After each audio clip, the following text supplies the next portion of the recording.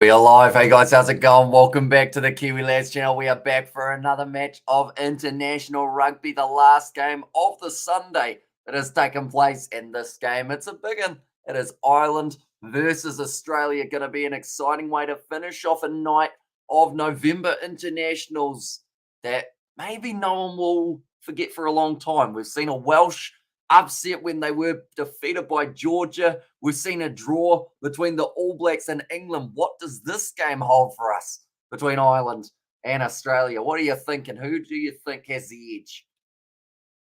Well, on standings, on form, probably Ireland had the edge. Personally, myself, I've backed Australia, and that's a big call for a Kiwi to actually back Australia. But I think Australia might have one decent game of rugby in them. And I see Barry has just said Sexton's out, Crowley in. So that is a massive hit for Ireland, not having Johnny Sexton as the fly half in this game. Yep. So what we will do quickly while we are at it. stopped in Ireland too, I see in the comments, so that's a bonus. A bit more free flow on rugby, but looking through at this Irish starting lineup, of course, like just mentioned, Johnny Sexton no longer there, and instead Kieran Frawley will be going into the starting lineup. But Andrew Porter, Dan Sheehan, and Tyke Furlong, all Leinster men, all very strong in a scrum, and they'll be looking forward to the physicality battle that they have with the Aussies here. Tyke Burton, James Ryan will be locking in as the locking duo. Then Peter O'Mahony, the Terminator, as he is known, he gets dropped on his head, he gets up and just goes again.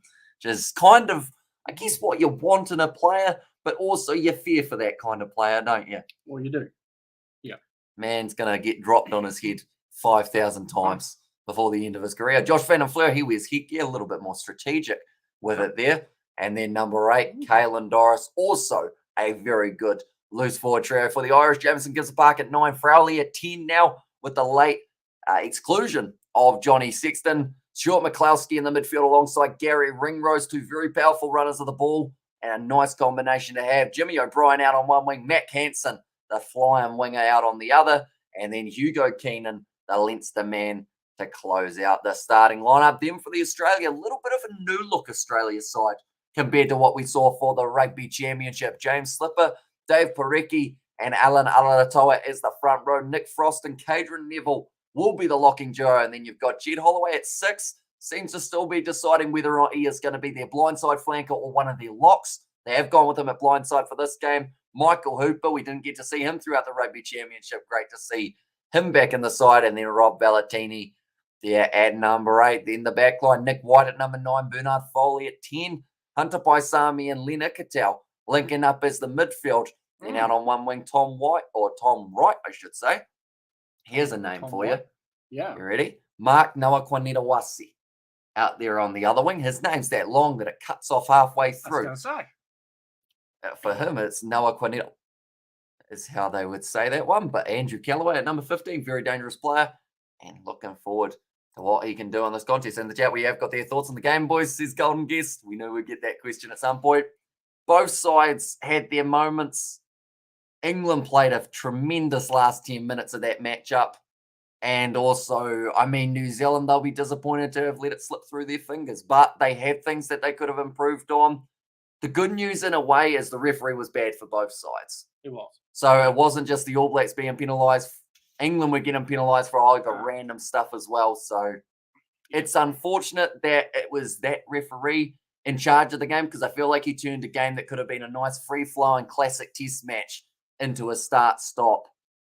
Well, he started off so well in the first 15 minutes because he let the game go and he kept his whistle in his pocket. And then all of a sudden, as the game progressed and the pressure started to mount, the whistle became more and more dominant. And it just seemed like every ruck, there had to be a penalty somewhere along the line. You're getting people that were getting called offside that had no input into what was actually going on in the game. It was only the fact that they were there.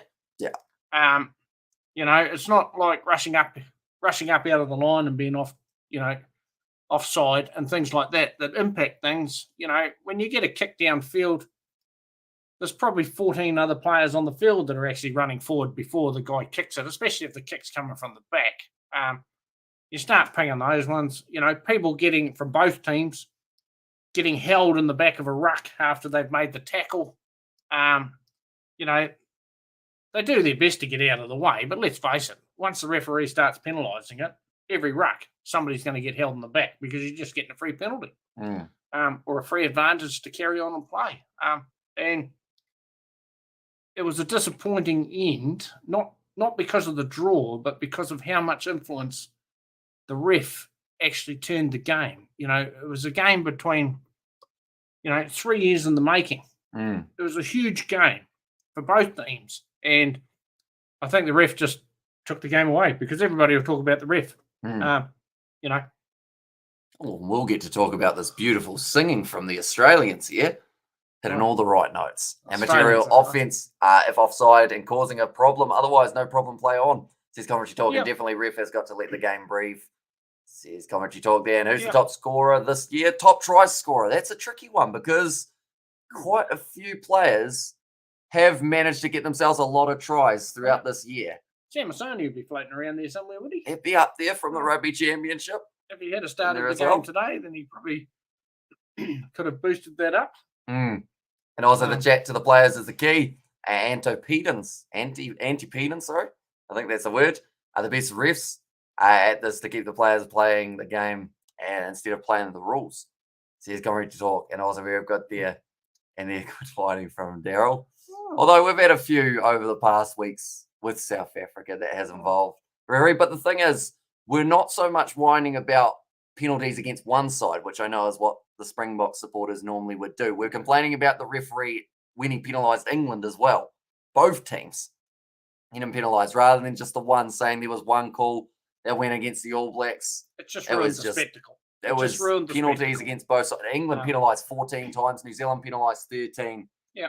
Hopefully this game we only see less than double figures for both sides. That would be great. Would be nice. And happy with the performance though, man. It's going very strong. And there's his golden guess.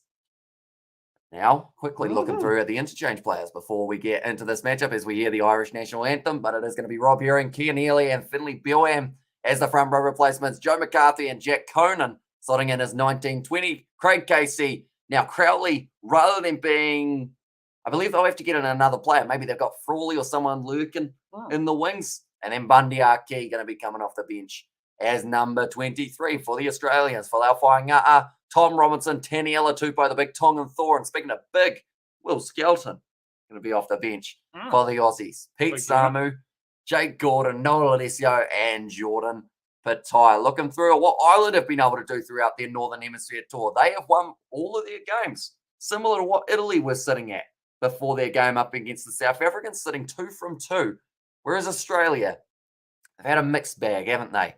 They had that close game where they were just able to beat Scotland. They had that close game where they just lost to France. And then they had that close game where they just lost to Italy. Every game for Australia has been decided by 1 point in their November internationals from 3 matches. Impressive. It is. Is this going to be a 1 pointer here? There's a chance. Can they go 4-0? It's going to be an interesting one. What are they? Up 2-1. So, 2-1. Aussie down by 1 point today. Might be the case. And so he was fair, but shot for both sides there. Pretty much, yeah. He was just not strong in the refereeing side of things. The unfortunate thing is that the referee ended up being the number one influence on the game. And there's far too many good rugby players running around playing rugby at the moment to have the referee being the star of the show. What's your opinion on Hooper not captain for the Wallabies? I think that would be more, I don't know whether he's made that decision or they've kind of, as a joint situation, made that decision. I feel like he didn't want to take it straight back after being away for so long. They're just taking a little bit of mental pressure off him, I think. Let him concentrate on his game, concentrate on effectively his mental health without having to worry about the pressures of being captain as well. This is his first game back and all the rest of it. So, yeah. Be interesting to see. Second test match for Crowley. So, yeah, big game. Big game. Huge. And big game this one, says Golden Guess as certainly is. I thought England had Kleenex sponsorship. Seems the Kiwis want it, says Gareth. And now, I mean, to be fair, as you guys know, I get a fair amount of hay fever on the live stream. I'll take any tissue sponsor I can get. It's like, I go through boxes on boxes on boxes. And that's not even including my crying in the corner, is it? No. Which I will have to do a lot more of today, obviously, as I'm so cut up about the All Blacks game. And Ireland 42-12, it needs to step up for the Aussies. I think it's definitely the front row, because Leinster are the kind of side that if you don't allow them to get that early momentum, and I say Leinster because it isn't all Leinster front row. So the reason I'm talking about that is because Leinster as a whole has such a dominant forward pack, and it starts at the base with those 1, 2, 3. So Australia 1, 2, 3. Dave Parecki's a little bit of a question mark for me still in the starting lineup, but I'm hoping he has a good game here. Ireland are a different team without Sexton. I'm hoping Crawley can fill his boots, give us more options. Yeah, although only 2 test matches in to play up against Australia. Yeah. Similar to what we saw for England, just throwing Van Poortvliet out there. Yes. In a big match. It can hurt a player, but it can also shine. And who's captain for Ireland now? I would say it's back to Tyg Furlong, who thought he was only going to ever get himself one captaincy for the man. Is it Omani, actually? So he got himself the captaincy. Right. It's a shame for Tyg, isn't it? Nick White, the mustache man, about to kick this one off. It's a game massive underway. Stadium, the Aviva. Yeah. Field looks good, though. Looks like it's dried out quite nice. Now, Ireland with this ball inside of their own 22. Told to use it by Ben O'Keefe, the New Zealand referee. This will be an interesting one if he has a shocker, won't it? Yeah. Where do we go from here? Hope we're not talking about the ref at the end of this one. Callaway takes it nicely. That's a great take. Running onto it. And Ben O'Keefe reffing. Says Gareth there. And also Australia better not get a card, says DJ Mills. Although with the amount of cards, Gibson Park knocks the ball on. It's going to be an advantage. And in fact, it's almost an accidental offside. Yeah, against the Australian, but it is going to be the scrum instead. Right. Here's the difference between the referees already. Mm-hmm. Right. He knocks the ball forward and it accidentally hits somebody in front of him. So we'll have an accidental offside rather than a penalty. Yeah. Or we'll play the knock on rather than the accidental offside. You know, that guy's got no chance getting out of the way of that ball. No. So I think that's what Ben O'Keefe's just said. It was accidental, so we'll just get on with it. So we'll play the scrum. Ireland will be too strong, I think. Good side. Penalty from there. Australia kicking for goal. Difference in the refereeing already between Southern Hemisphere and Northern Hemisphere. Scrum and like somebody said earlier, French refs are quite vicious anyway. Blow the whistle. Ben O'Keefe not happy with what he's seeing there at scrum time early on. Big win for Ireland today, says Baz. So are you saying they win by more than 1 point? So remembering Australia's last 3 games have been decided by just the one. And we have had a close game already today. We have. About as close as they can be. So maybe you're saying a big win would be 3 points, somewhere around there. To be honest, if Australia turn up like they should, it should be a close game. But you just never know. Australia can play. And Crowley could cement his World Cup place tonight. True. It's going to be tough for the youngster, but if he can goal, that's going to be a free kick. Yeah. For Australia, going a bit too early there for Ireland. And big now Valentini. It's a hard man to put down. Now Hunter Paisami in the midfield, tackled and ragdolled there by Tyg Furlong, the man who has an obsession with spuds. He mentions in his press conferences. Oh, Aussie down. Yes, more than 10. Aussie down injured. Was that Paisami? That looks like Paisami. I think it's because he got bent in half by Tyg Furlong. Yeah. That's a knee injury, so that's not too good. And he has some talent, though. Says Barry Power. Yeah, see, some of these young Irishmen coming through the rankings. No, he's not happy. No, Paisami's not a happy chappy at the moment. Here's the coaching staff. Dave and Laurie Fisher. Ironic name, the fact that he looks like a fisherman too. Wow. It looked like Colonel Sanders. An Aussie injury already. Yeah, not what they want this stage. Yeah, see, Tyg Furlong. Brutal. That's 130 kgs. He's gone. He's not moving. And also good luck, Koala Ruse. Let's go. Cheers, Nate, there. But yeah, it's a weird one for the players going 2 minutes into a game and now everyone sits still. He didn't even have his boots on. No, he's just getting chased. Jordan Pattaya looks like he might be making his way out onto the field. 28 penalties in the New Zealand versus England game, which just makes me wonder how we sat through a game last year or in July that had about 36. Because you can't work out how they fitted in 8 or 9 more. into the match because it seemed we pretty. didn't have 8 or 9 the first 15 minutes of the game. I think I really ruined that game for the All Blacks. Came to join in. I said, "Hey, everybody, how's it going?" And then the referee decided, "Hey, you don't want to trying to stay out there, but I don't like his chances. You're going to strap it up." I said, "Why does Nick Hannigan with his beard?" I don't think that's a beard. I think he's just been rubbing around in the dirt. Could be. Just been face planting things. Get along with Peter O'Mahony quite well. Yeah, weird start. Great commentary with your whānau, Amish Menes chemistry. Yeah, well, I've known them quite a while, so it helps out a little bit in that regard. Oh, well.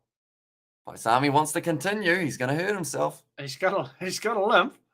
I'm not sure whether that's because the tape. He's got that much tape on his leg that he can't actually walk, or whether it's still from the injury. But and man, the ABs played terrible that last 10, but the ref was bad for both teams. Says Izzy. Yeah, they had a shocking last 10 minutes in that one, and it just England were the side that wanted it more. Well, the All Blacks got opened up. Opened up big time. And I was very good there. You good, bro. I was going to say it was your fault, but ABs look promising. Says golden guess there. And 28 penalties is schoolboy stuff. Yeah, even the referee. Well, schoolboy referee normally just scares. Yeah, we'll just play on. You know, I'm not going to penalise you for everything. Aussie coaching bench. Bellotini hits it up. We're back into it. Oh, big drive forward by Australia, 3 metres out from the goal line. It goes back to Paisami. Well shut down there by Ringrose. Able to rush up on Bernard. All right, so Ireland are doing the rush defence. That's a good drive forward by Australia. 5 metres out. Off to Slipper. Met on the 5 metre line by 2 Irishmen. Nick White. Nick White through. Nick White through. There you go. That's how you start a match. Score a try. Although New Zealand did that, didn't they? Sorry. Too soon. And that was the card. Says Brackett also tries. Says Barry and the Irish are stewed. There's Gareth in there. Still early.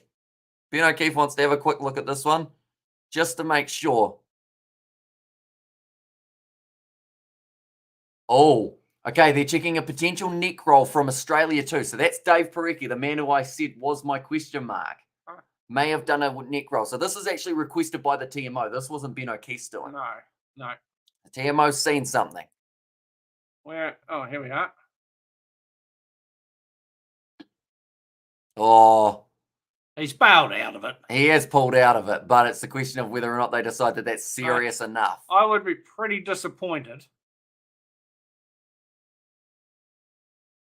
Oh, they're going to call it back.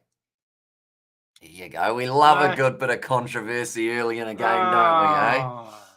Not ideal. The Irish fans are loving it, though. I'll be very happy. These Kiwi refs are shit. Although it was the TMO. Yeah, no, the TMO's called that one. Who called it up. I think Ben was pretty happy. It's pretty soft, really. He's ended up in a position where he's ended up getting a hold of him around the neck, and then he's realised that he had him around the neck, and he's actually let it go. There you go. Pataya on the field for Paisami. Yeah, well, that was happening, wasn't it? That was happening. Yeah. So the commentators are just saying that he's released him basically in that neck roll position. But anyway. Could be worse, could be Welsh tonight, says Tim Rogers. Yeah, well, that's true. Yeah, it's a hard one to take up against the Georgians, isn't it? So what ref is in charge of the decision for that one? So I believe... Well, it's an interesting one because the last match, the TMO was giving the referee his decision, but then the referee would overrule it. So I guess the main referee should be in charge of the call, but normally the TMO does have quite a big say. Right. Ireland's down with the ball. Some Park. Box kick. Nicely taken by Mark Nawakwanini-Wasi. Now, he's a man that you probably want to learn how to say his name because he's got a bright future. Penalty Ireland. It might soft. It's still foul play, says Barry, and also go the Aussie says Sola. And also we have got there you go. Aussie says Daryl, and also hey go Ireland says Tim, and hello Amish, really happy with the box, especially Kurtley Alden. So yeah, he played brilliantly in the game of Marley the Block off the bench. I was on a binge watch just as yourself back in the Southern Hemisphere teams, and man, the ABs let it slip, said not your everyday cotters. Yeah, they just last 10 minutes were not their bread and butter. I quite enjoyed my South Africa Italy live stream. Because my live streaming software didn't tell me that I was live till 30 seconds in. So I sat here like this, waiting, waiting. And then it was like, you're live 30 seconds in. And I was like, really? Yeah, so I'm going to have to edit that later. Irish take. Still 0-0. Still 0-0. McCloskey wrestled backwards in the tackle by Len Ikitau. Could be held up here. It's more. No, they've got it to ground now. Don't need a ref when Nick White is on the field. There's Johnny. He's a very handy player to have out there, of course. Well, it's like every halfback. They all get. Gives him Bark short ball after Dan Sheehan. Going off to the right-hand side now. Nice inside ball from Caelan Doris. Big run from Andrew Porter. Big loose head prop. Nick White didn't think very much of having to tackle him on the inside. Gives him Bark. Back across to the left. Ireland retaining the ball well here. Not going a lot. Not getting, wee bit of momentum forward now, but...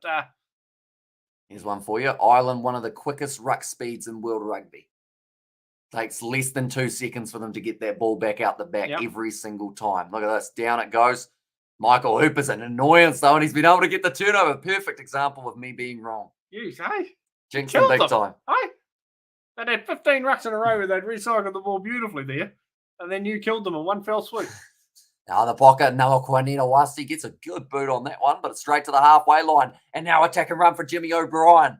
It's got Mac Hansen way out on the wing. Watch him go for that pass. Yes, it's gone to him. A little bit of a trip there from Jed Holloway by the looks of it. Now Mac Hansen, grubber him on, gets ankle tape. Oh, it's ugly. All the players' knees are going to be sore here. Because everyone seems like their legs are just getting bent. Like they're a bendy ruler. Right, Nick White has this one. Kiwi ref or Aussie ref will usually do a solid job and remain out of the camera. Yes, some results play themselves out. Good reffing. Says commentary. And bonjour. Right. Is that bonjour? From Fogeron? Sort of, yep. Hopefully I said that correctly. Going to be kicked downfield by the Australians. They consider the quick throw there for Ireland, but they all cleared out to the 22. Foley always believing that he's kicked it 20 metres further than what he actually has. See, look at the way that Jed Holloway, he's just managed to avoid an awkward knee. One in French playing tomorrow, they're going to be taking on the Japanese, which will be a weird game. It's a 2 a.m. one. You keen? No. Yeah. No, tomorrow I can work. Yeah. It's all right. Ireland throw. Clean off the top. And the flare off to Sheehan now. First receiver, McCloskey. Driven backwards in the tackle. A bit of a counter up from Australia. You'd have to say there's players off their feet. Their penalty goes to Ireland. That was always going to happen, wasn't it? Aye. And Hooper's return will make a big difference in this game. I'm back in my Southern Hemisphere friends, but I think Ireland should take the win, but it won't be as much of a blowout as everyone thinks it will be. So he's not your everyday cultist. Although they've got to make smarter decisions in that counteract, like they've just said, or else they will be gifting 3 points to Ireland every day of the week.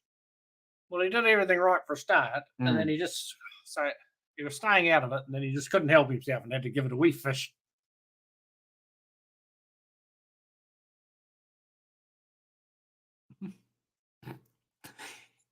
Peter O'Mahony just gets some advice from Ben O'Keefe. Then as soon as he turns away, goes as if to say, what's this guy on about?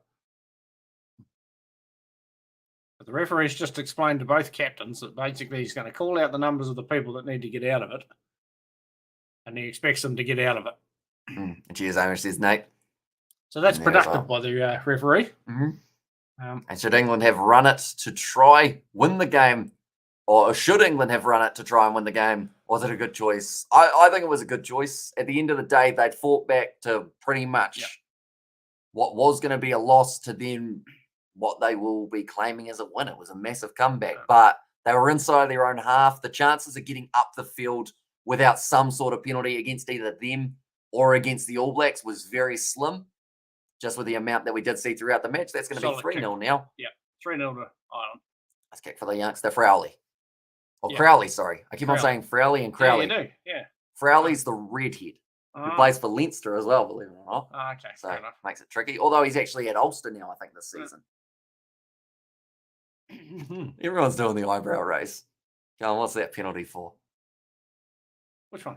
And Crowley's, McCloskey. Oh, Nicely taken by Geordie Pataya. Oh. To the 22 now, his first touch of the day. They lifted the jumper up, but they were 3 metres away from where the ball come down. It's like taking a cricket catch into the sun, isn't it? Another penalty for Ireland. I think that was playing the man off the ball. Around the neck. Foul play around the neck. Number 5. 5 penalties already. It seems like a relatively high number. By the way, Gareth, I was trying to work this out the other day. You used to have a different name on YouTube, didn't you? Who was your original name? Because I know you changed that to annoy Gareth Ferguson. But what was your original YouTube handle? Do let me know. And no, Frawley is still at Leinster Lad. Is he? Who's gone to Ulster then? Is he going to Ulster next season? That's a good kick by Ireland. I know he's moving somewhere, I think. Frawley, or they're picking up a fly over. Discipline cost the Wallabies a lot. They need to follow the ref's decision no matter what. And I am nothing. I see. Yeah, that was a pretty dumb one to give away. Hey? Cajun Neville. Also, we have got draw. Was a loss. Yeah, 4 penalties already. 4 against the Aussies, none against the Irish. Right. First line out, tapped off the top by Ireland. Ireland look keen to run it. Keen to shift it out the back line anyway. The ball's going to sling out. Spewed out from somewhere. Michael Alatoa cleaning it up for the Aussies. Nick White looking for the possible 50-22. No, instead kicks it straight down the middle of the field, and neither the English or the ABs will be happy with a draw. A draw can be as painful as a loss at times. Yeah, although being a side 25 points to 6 down. 22-6. 22-6 down. 22-6. To then be able to come back into a game and draw it from pretty much looking like you had no show. I feel like, yes, it's still on paper as a draw, but they'll be enjoying that, England. Yeah. I would think. Line out, stolen. Nicely stolen. Now Jameson gets him back going for a kick of his own. It's gone in behind. Jordan Pataya just jogging after this one. Knows he's got plenty of time to try and line up the kick. He's gone low with it. Good driving boot downfield from Jordan Pataya. And Ireland will win by at least 10, says Baz Irish there. And also know Frawley is still a Leinster lad. Oh no, I read that one, didn't I? Who's Ulster signed? So Aussie threw that long, but it didn't look like Aussie knew that they were throwing it long.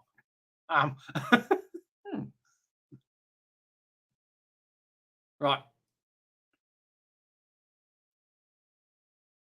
And yapping like a terrier. There's commentary talk. 12 minutes gone. Hasn't actually been a lot happening really, other than sort of to and fro of both teams. Irish secure the line out, trying to set a drive here. It's going sideways, but Ireland's starting to make some momentum forward now, and the ball's popped out the side again. We play on now. Good tackle made in the midfield from Lena Cattell on McCloskey. Good strong run forward by McCloskey. From Park. Now going for the kick in behind, playing the territory game. It's a decent kick in behind. Yeah, that's rolled on nicely. South African redhead prop. Stephen Kitsoff. Is he in there? Quick throw by Australia. No, line out was set. And also Kitsoff was moving to Ulster after the 2023 World Cup. Maybe I was just getting my redheads mixed up. That's easy to do. I still can't believe the ABs stroked that hard in the last 10 minutes, says Josh. There we are. That's why the ball was slapped down by the Australian. Also, it's a line out for Ireland. No. That's why the ball spewed out the side. It's a knock on against the Irish. Now, some referees would have given that as played in the end. Nick White wanted the penalty. They're going back for the initial penalty in Kiwi ref with an Irish name, Sus. I mean, Beno Keith, a little bit of Irish there, isn't there? I mean, it's not as bad as the Rugby League final. If there's a player that annoys me in World Rugby at the moment, it's Nick White. Really? Yeah. He ate the knee of his teammate, didn't he? Right from the time that Flaff gave him half a slap round the head, and he fell over like a wounded duck.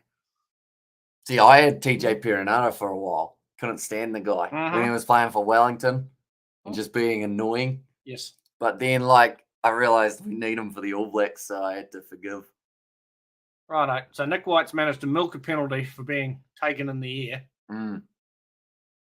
Also, I wanted the penalty for being tackled in the air, says Annoy. Yeah.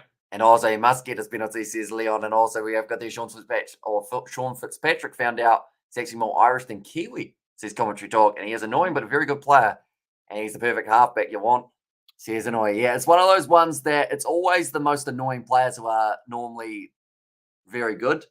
You look at back in the day, someone who a lot of people were annoyed at, Justin Marshall. But he was also pretty decent, wasn't he? Pretty decent, right. That wasn't very straight with Australia, but it's they've got the ball.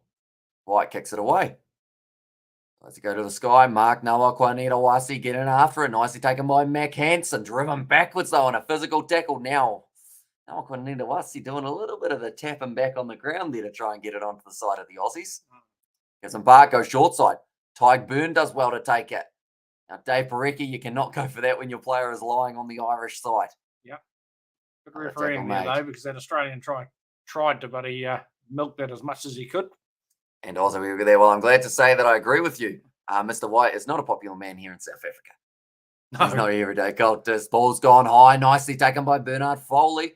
Getting a wrestle close to the touchline. Peter O'Mahony came in and put a big hit, but they've said that it was a little bit too high. Too high. In favour of the Wallabies. There's a few dumb penalties happening in this game too.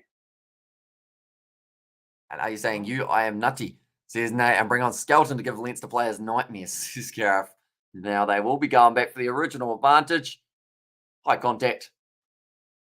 Same as what Australia's been doing. Yeah. There you go. And just got to get, both teams got to get the tackling down a bit. Too much. The people got to bend their knees. Yeah. There's nothing malicious in them or anything like that. It's just careless. And I must be yellow carded, says Leon. I don't know whether it would be a yellow card. I don't think there was enough force in it quite for a yellow. It's but not foul. Well, to be fair, on that one, he sort of bounced up off the shoulder. But it's just careless. It's not malicious. It's not foul country or yellow card country or anything like that. Just a loose arm, basically. Oh, they went short. That looked a little bit high from Andrew Porter as well. The fact that Michael Hooper was holding his chin probably suggests that it might have been a bit of a slap around the chin. But and Sexton injured, not rested. Yeah, right before the game, I did learn that Johnny Sexton wasn't going to be in the lineup. So why didn't they pick Joey Carberry instead of Crawley? Pretty much, I believe, reasoning behind it is Crowley was already supposed to be. Nick White caught it at the back. I love it. And he's knocked it on. Loving it. Couldn't happen to a better player. Crowley was already off the bench. So he would have had a little bit more time with the ball. Jet all the way. Did he knock that one on? They're coming back for the original knock on, I think. I'm back for the original knock on. Yeah. And Carberry is also injured. And the referee on this game says Gareth enjoys a bit of trolling. Does he? As you may learn. Not as they don't want to lose Sexton this close to the World Cup, and soon you won't be able to tackle with the way the rules are changing, says Joe Webby. See, I've always been one who's been against the whole, if a player jumps for a pass and then gets tackled, it's a penalty against the man who tackles him for tackling him in the air. Because, if teams were cynical, they'd just literally do passes above their teammates to make them jump for the ball. That's it. You jump into the tackle, and as long as you don't make it too obvious, you're getting yourself a penalty. You don't get hit by a charging tackle, basically. No, it's not. That looks like a big knee brace for Hunter by Sami there. Yeah, that's not looking very good. And also the English were happy. We're happy with the draw. They were celebrating at the ABC, Skipper Cronk. Yep. And you goods, says Nate. Righto. All about to be fed in. Jameson Gibson Park puts the ball in for the Irish now. Solid Irish scrum. All.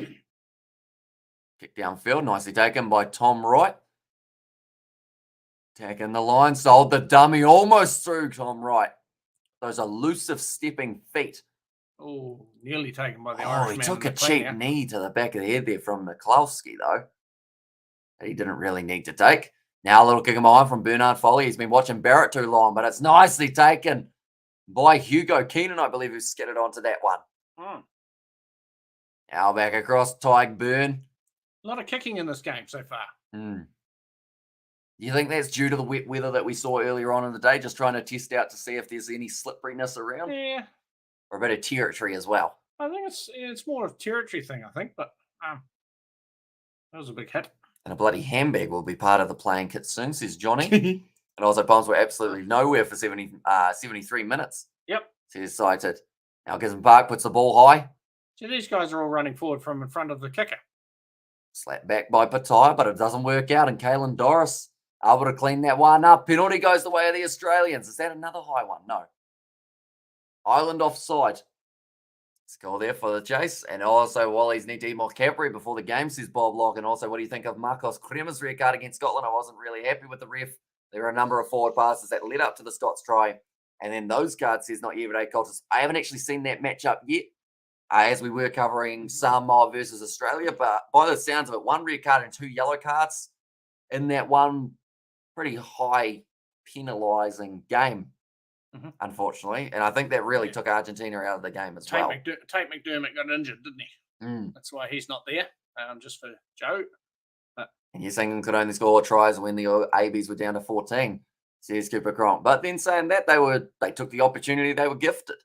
The All Blacks want to go down to 14 players. Yeah, is what it is. Well, England basically scored the tries when the All Blacks changed their midfield. Maybe players tackle better, then no cards, says Barry Power. And there. Right. And also, it was a BS red card, says Gareth. Now, Australia looking to make this one a little bit closer. Now, like you know, we hit 20,000 subscribers today, right? Yep. I'm going to allow you to have a guess of how many we are sitting on at this very moment. Well, after that stream that we just did, and also all the other ones. And if you get within 10 each way, I'll buy you some KFC. I'll tell you about getting within 10 each way. Foley's missed that. Yes, that was a give me. And that lady in the crowd is absolutely dumbfounded. Hi. Wow. They had 80% prediction of him getting that. And he's just ruined the odds. Completely. And also, we got there. That's the same as the women's final last week, says Annoy.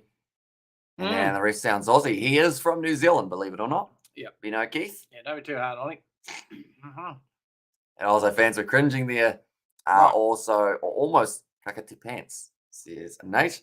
And take him off, he's a dud, says Joe Webby in there.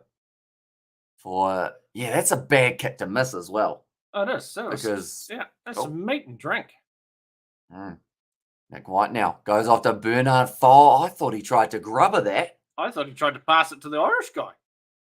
Advantage 13 not rolling. I don't know. I feel like that's a bit unfortunate because Ireland actually ended up with the ball there in the breakdown. Gary Ringrose straight off his feet. He said he had the ball because Nick White kicked it into him. Yeah. So, but unfortunate there for him.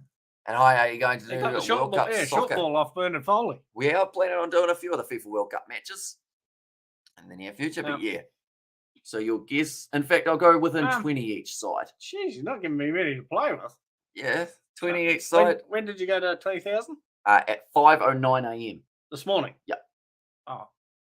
So since then, my extensive skills as a commentator and all the rest of it are beyond. I'm thinking 170 extra. Oh, 162. 162. That's a KFC burger right there, ladies and gentlemen. That's not bad, is it? Aye. Now, Nick White with a nice offload to Rob Valentini. I'm sure you'll get your payment at some stage. I think George wants to go today. Does he? Right. Australia attacking. Nick White. 15 metres out. Hit up by Slipper. James Slipper. And also, I want to be happy for a 10-minute performance with the condolence leading into this game on home soil. And also, we have got there, maybe he's too fond of sheep, our Ben. Says it was Barry Power. And also, Awai's ex-Brumby Hansen playing for Ireland. Does Oz ignore or mismanage their players? I mean, we've seen a few Australian players. Jack Dempsey, he actually recently played a few games for Scotland, even though he had about 30 caps for the Wallabies. Wallabies still attacking, going nowhere. Irish defence very strong at the moment. Big run from Tom Wright, trying to get the turnover for McCloskey. I think he fell awkwardly, and now his teammates making it worse. Yeah. Frost hits it up. Good clean out from Australia in the breakdown. Now back across here. Marawa Wasi. It's going to hit the shins of Leonard Cattell. And this referee is so bent, says Stephen Pope. No, you got to remove the T. This referee is so Ben O'Keefe. That was a lame joke, wasn't it? Sorry, Stephen. Right. And so what does it say about Bowden Barrett? Does he organise the AB's defence because it was useless when he got carded? I think they also made a sub as well in the process, and that kind of blew it as well for them. They just had too many changes all at the same time. Yeah. We made a sub. We shifted positions.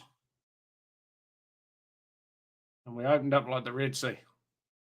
Also, Irish had their intense defence training with the Box last week, says cited there. And also Hansen is Irish by his mother, says Barry Power. And also 17-0 and 10-0 down against Australia and France too, says Cooper Cronk. And also we have got their Wallies need a 1-point win to make up for their 2 1-point losses. No, they've won 2 by 1 point, haven't they? No, they won their first and then lost to Italy, which was a massive one for them, and then also they lost to France by 1. Ah, okay. I see Dave Parecki's gone off the field, and that's for Folau Fainga'a. Ah. Unplanned change. So I guess they feel Parecki wasn't the man for the job. So I guess that makes my comment at the start of the game even more. He's with the medical team, so he must be injured. I felt he was the weak link in the 4-pack, though. Yeah. So it feels bad to say now that he is hurt. He's Speedy recovery, but yeah. And World Doctor Strange saw some magical red and yellow cards. And also real good there. Martin Johnson, English World Cup winning captain, played a shizload of rugby in New Zealand before playing for England. He got to remember we Irish are everywhere, says Barry there. Yeah, I met quite a few of them today at the pub. Last night. Yeah, some nice ones. One of them was absolutely obsessed with the double vodka and Red Bulls. He was disappointed in George when he didn't have one. Double vodka and Red Bull. Good call, Riff. Also, we've got Abracadabra. One player missing. He's just basically said, if the player's injured, get him off and we'll get another person on there. That call was harsh. The man called it when the breakdown is pinning everyone, says Golden Guest, and so they can take Parecki off, but not Bernard Foley, says Joe. Well, he's not injured yet. We've got an Australian line out. No, we've got an Irish line out, 6 metres out from their goal line. Shortened line out, 3 men. Nicely taken by Doris. In fact, that is Doris. So I think that would have been James Ryan. Was able to clean it up. That was a good run off the goal line there. And also, Hamish, you see a draw defeat for the All Blacks versus England? I did. We did the live stream. Yep. For that match. You were there, Cody. I think near the end. But yeah, it was an interesting result. Oh, nice run from Jordan Pataya. Oh, that's a great tackle by the hooker. Hey, helping out his Lucy. And Shan, great work there. Double vodka. I used to do triple vodka.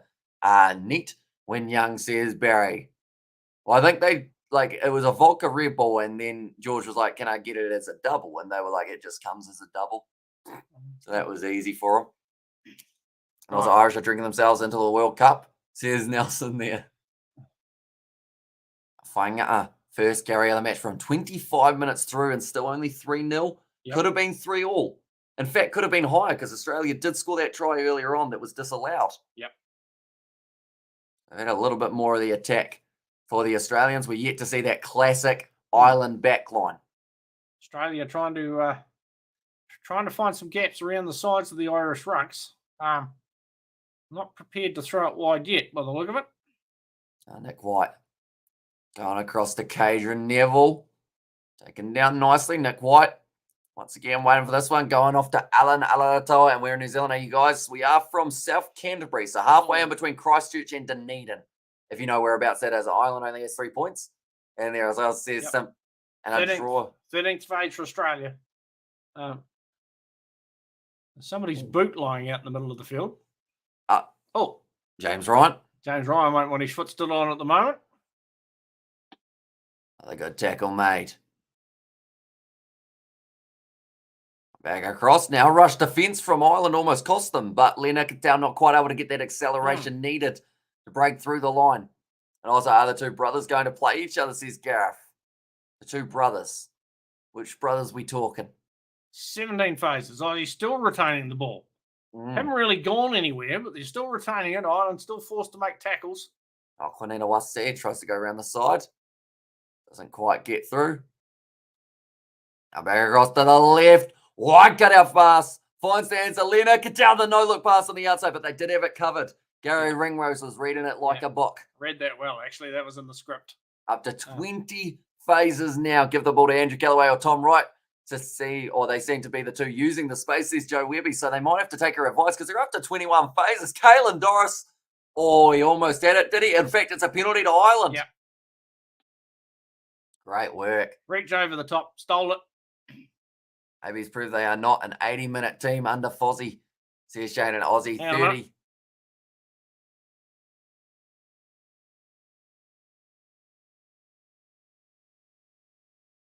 Neck roll.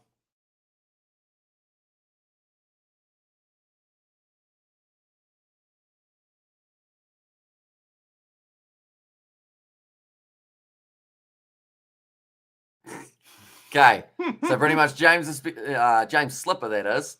He's saying that some of the Irish players are lying in the breakdown, which is causing the neck rolls. But then, like Ben O'Keefe said, if you get rid of the neck rolls, then we can look at the other stuff. But that's what you got to try and do. And what a waste of phases and great defense. Yeah. They're normally very hard to break through. Does Alatoa brother play for Ireland? He does not. He actually plays for Samoa.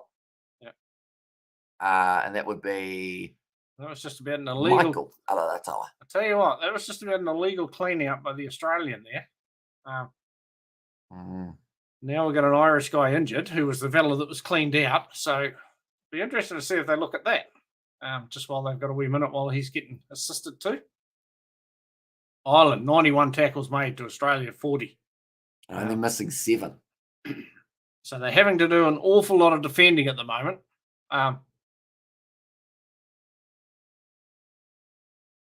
The Irish are starting to sing. A lot of green in the crowd. Yes. And also, Fee has said, geez, they're whinging about the Avies and the ref is getting out of control. It was a draw, suck it up. Says Fee there. There's going to be a lot of people complaining for a long time, unfortunately. I wish it wasn't the last game because that's what everyone, like Instagram, Twitter, Facebook, you're not going to be able to go anywhere without being able to, like, see someone say the referee. But the thing is, it's a weird one because, like we mentioned earlier on, he had a bad game against both sides.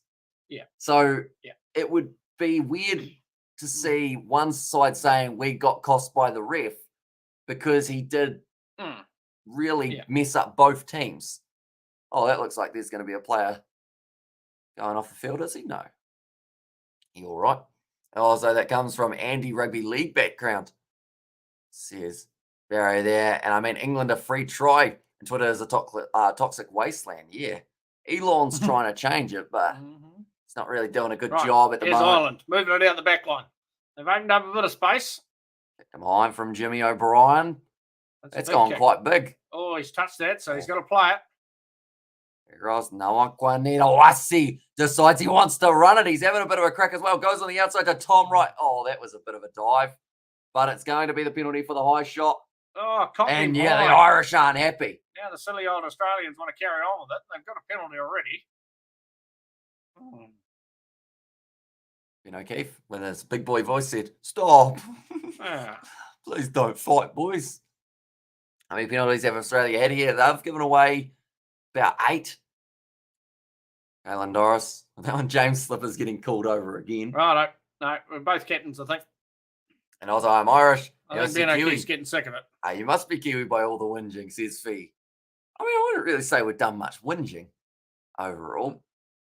I'd just say, like... It was more that the spectacle was ruined. What should have been a really, really great game and started off as a really, really great game just got ruined, basically. And not through one side, but both sides were disadvantaged by it because both teams wanted to play, you know. And that was the disappointing fact of it. That was, you know, not whinging about either team getting a rough buddy run or anything like that. It was just the fact that the game of rugby, the spectators basically got robbed of what should have been a really good game. And also that shows how bent the referee is. And also, how did you know that Elon Musk... Oh, hey, did you know that Elon Musk is South African? Makes me ashamed after some of the real bad calls he has made with Twitter of late. But he designed Teslas and whatnot, didn't he? So he done all right. Eat some hungry and smoked fish. He'd sink can of Allen and take the draw on the New Zealand Hey, here's what it is, a draw. Right. Says Aotearoa, mate. Clarifying out, about to have this line out throw. 28 minutes gone. Game hasn't really gone anywhere at the moment. So who's number 1 in the world for whinging? Says Leon there. Who is number 1 in the world at the moment? Is it Ireland or France on the world rankings? I know that's not what he's asking, but Ireland are at the moment. Right, okay. Australia push it wide.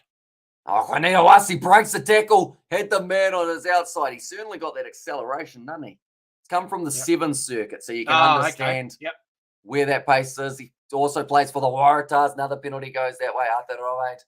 And also, we're going to thank God there's a Kiwi with 2 eyes on here. Hang on, we're going over to see the touch judge. In there as well. The touch judge is, oh no, close the gate in the line out. And also, ask your dad if refs were better in it today. I feel like it's probably not so much if they were better, it's just they let the game flow more. It's probably... Yeah, less scrutiny because you only had the one ref. You didn't so much have the touch judges or the assistant referees or the TMO and all the rest of it. So... the decision was the decision. Yeah, predominantly that was it. The referee made the call, and sometimes you had very biased referees. Ask any All Black who went and played in South Africa.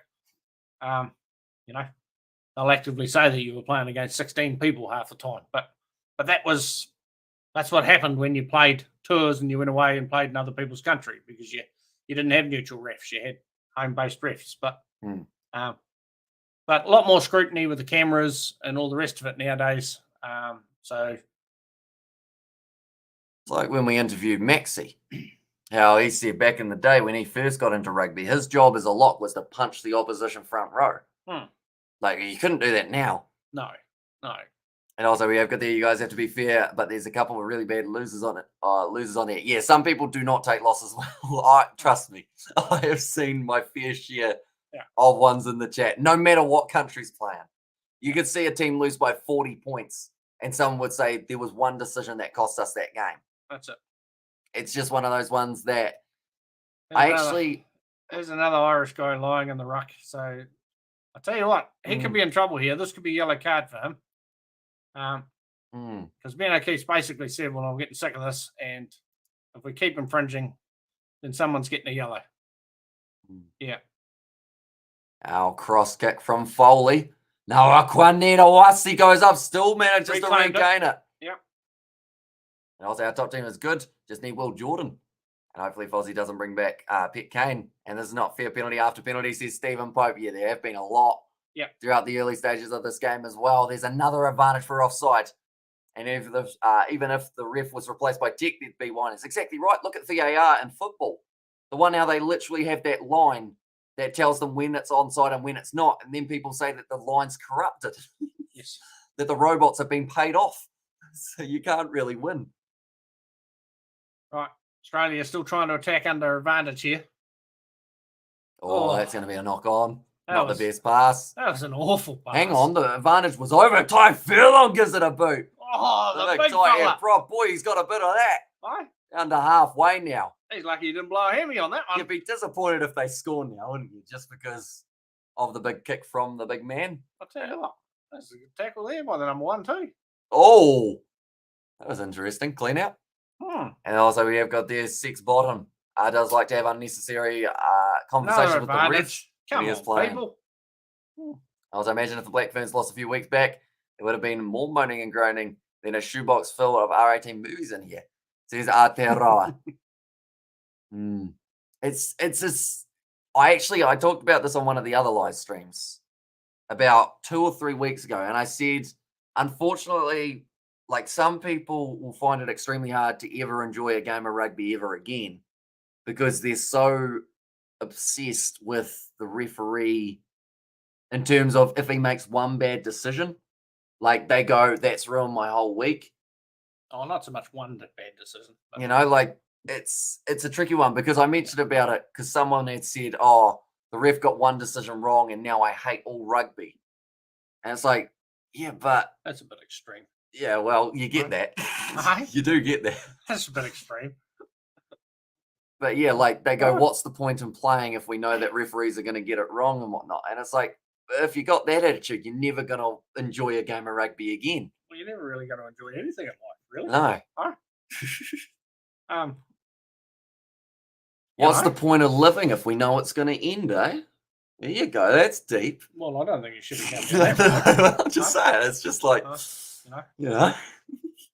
People, if you're feeling that way, though, there's always help out there. Just find it. The biggest part of anything is to ask. Right, Australia will be rugby. Says Aaron, doesn't Pavaletti. As well. I guess a better example would have been, what's the point of going on a holiday if you know it's going to end? How about that? That's a better one. Yeah, okay. Slightly better. It'll be interesting 10 minutes down to the wire. What's the point of opening a bottle of beer if you know it's going to end? Many things you could do. What a dry game so far. Haven't been a lot of points. Wow, it's sort of... The teams are stalemating each other. Pretty much, yeah. They're cancelling each other out at the moment. There's nothing really happening. Nothing very little attacking moments other than a heap of aimless kicking. Right. They need ref bots, says Bob. Let's see how Australia go here. But the problem is, people would then say that the robots have been programmed differently so that it advantages one team. Right. Good charge by Valentini. It's a weird one. Oh, Callaway. Good ankle tap on here. Good dive. Barry Ross. Bernard Foley hits a hard at the line. That's a ballsy run from him. No, he's got it to ground. 35 minutes down inside ball to James Slipper. Now back across. Valentini tries to go through. Another good tackle made by Josh Van den Floer. Now Nick White looking for his option. Wasn't too sure where it was, and he ran straight at Andrew Porter. That was not the option. No. That he would have been after. No. This game is like chess. And we always score a try, mate. It's 3-0. Yep. And they will hack it instead of virus up. The ref bots hard drive, says Bob Log. So yeah, there's no real way of winning, I guess you could say. Like, because the fact that referees do see decisions differently, it makes it difficult as well. Australia attacking and all the rest of it and that, and then just kick it into touch. An aimless little kick that goes into touch. Puts his hand up and says, "Yep, sorry team, that was me."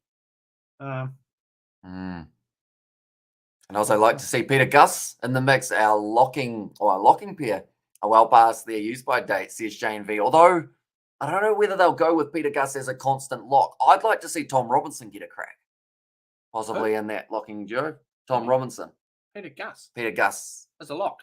Fellow with the headgear. He does play a little bit of lock every once in a while, but I think he prefers number 8. He's a number 8, isn't he? He prefers it, but he'll play anywhere if he gets a chance in the team.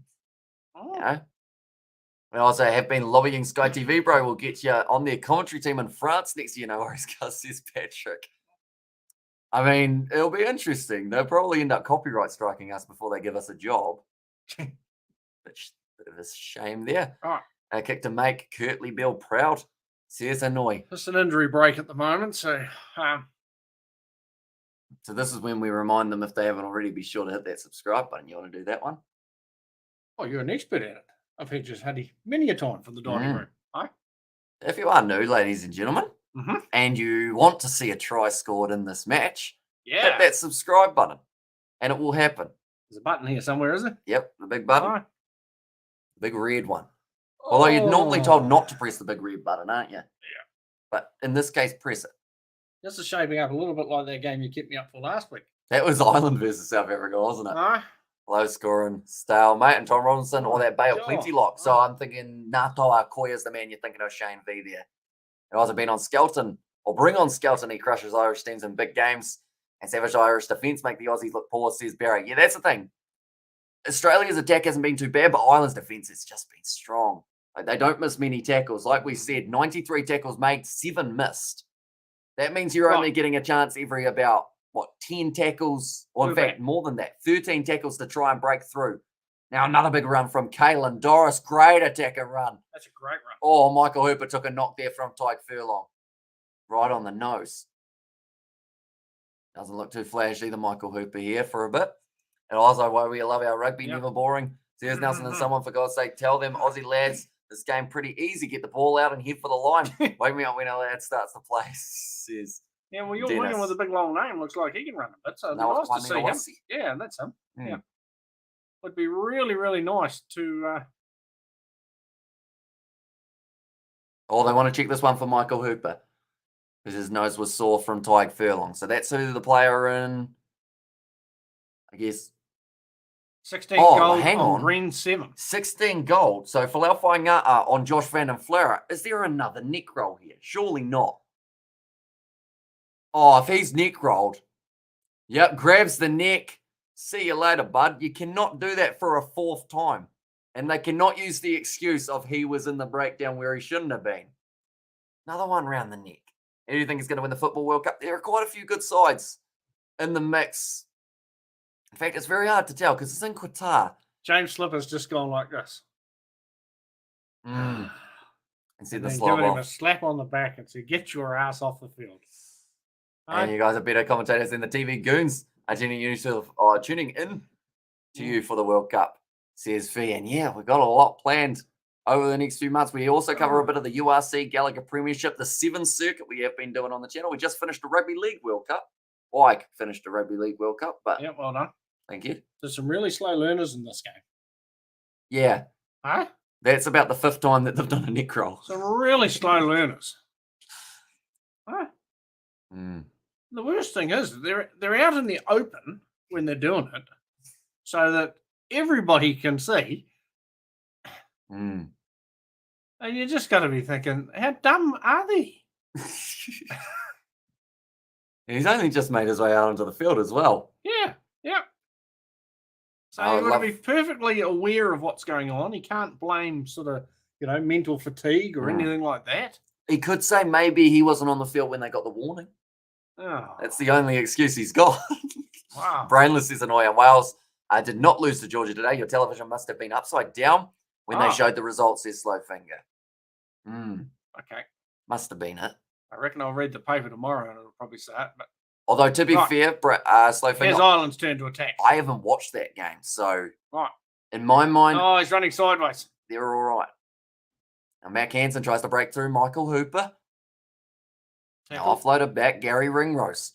Off to Tyg Furlong. Now, that man's a 3, but he steps like he's a back. And he also kicks like he's a back as well from earlier on. I think he's got aspirations of playing somewhere else, hasn't he? Big fend. Oh, had Andrew Callaway doing a bit of a stanky leg, a bit of a leg jiggle there. Trying to get his ankles back under him. Ireland made their way up to the 22. James Ryan up. Oh, milked by Jameson Gibson-Park. Smart play. I hate that. You hate it, but you know if it was the All Blacks, they'd do the exact same thing. Aaron Smith has done it in the past. And he wants an early break, and Ethan Blackett will be back next year. He's going to be a massive game changer for the ABs. Right. This is a big call. Ireland decide they want to go for the 7 rather than the 3. With a minute and a half to go. So they haven't got a lot of time. What's the field position at the moment? 5 metres out from the line. Ireland are now... Irish line out. Going to be having the line out. And are you allowed to show the game in a little box in the top corner? Sadly, any match footage, even if you kind of slightly blur it, you mirror it, you watch it through your sunglasses, YouTube still take you down for copyright. They're pretty good at that. Here is the biggest part of the first half. Line out throw now. Dan Sheehan. Line out secured. That's the start. Ireland getting the drive going. Running down the wing. Oh, that's brilliant defence. Repelled him from the line. From Australia. Where is the ball? There's the ball. Park's got it available. His foot's on the line when he's passed it. That's awful. His foot was on the line when he passed it. The referee's seen it. Touchy's seen it. And Hamish, how are you doing today? Oh, you've had a near, son. I'm doing very well, thank you, mate. And my mate lost 800 pounds betting his winnings on Wales to win by 15 points. Oh, no. And the thing is, it's not even close. Like, they didn't even win. But then I think that's better than them winning by 14, if that makes sense. Like, at least he knows that he wasn't kind of close and white defence. And ref giving penalty again. The Irish maul went forward that fast that they lost a bit of shape.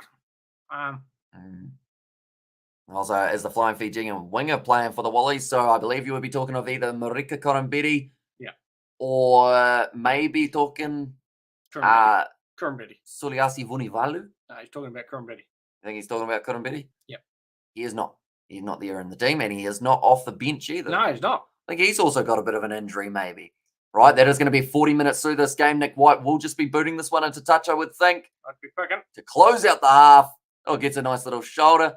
Nick White not too happy with Andrew Porter there. Didn't feel that it was appropriate to get a little push on the shoulder as he was going away. And Andrew Porter saying, I've got a better mustache than you, mate.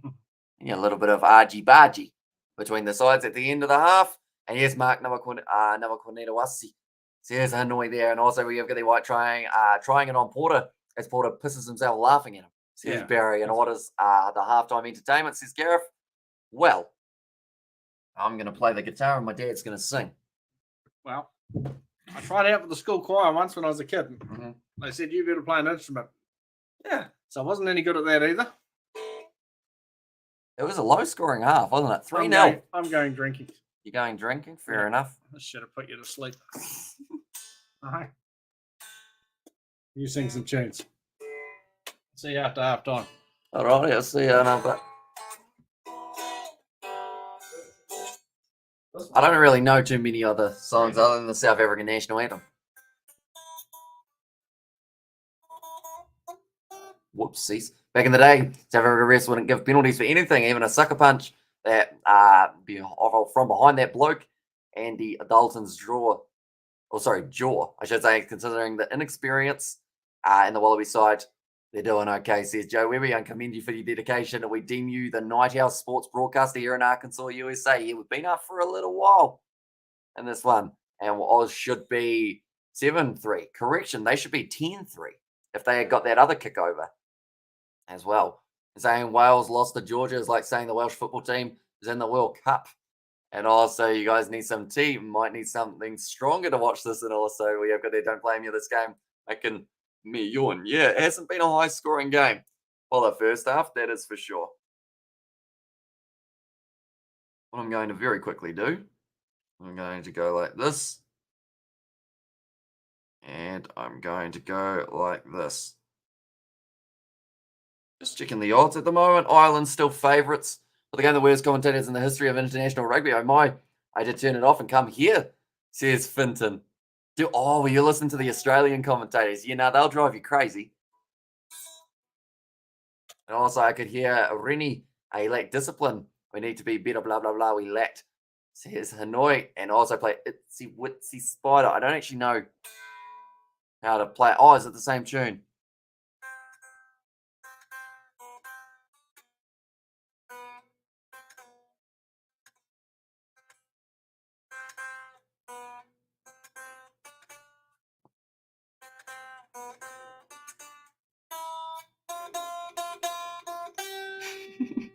And go on, mate, let it rip. Can't be any worse than what I had to watch earlier, says Fleshin.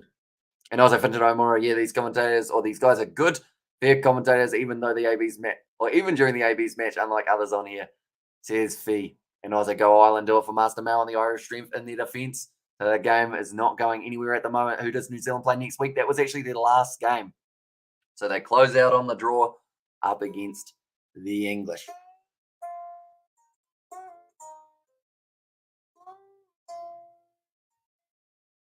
I feel like I want to talk about the game more, but there's really not a lot to talk about for that first half. 3-0. Not a single try scored. If you want your anthem, Butcher Amish is your man. Exactly right. And also, me too, Kukuronga, our Southern Hemispheres must establish our dominance again and restore world order. And also, the Irish strength is their defence. The game is not going anywhere at the moment, says Joe Webber. Yeah, and until one of those two sides really start taking the risks, we'll probably end up seeing not a lot in the first stages of the second half. And pulling out my last few teeth now, music, says Dennis. And also, that's such a good insight, says Patrick.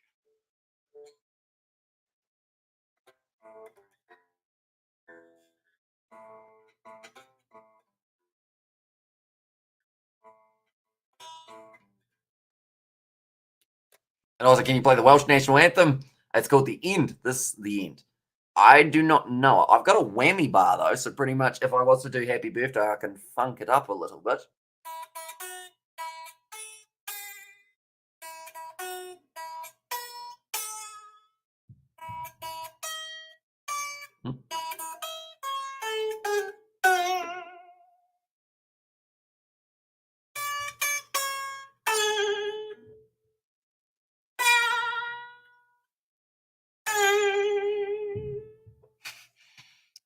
Also, second half will be up the tempo on the Ireland side, I think. Bring Casey on, and you need to play the Blues for the ABs, says Phil, or Fee, I should say there.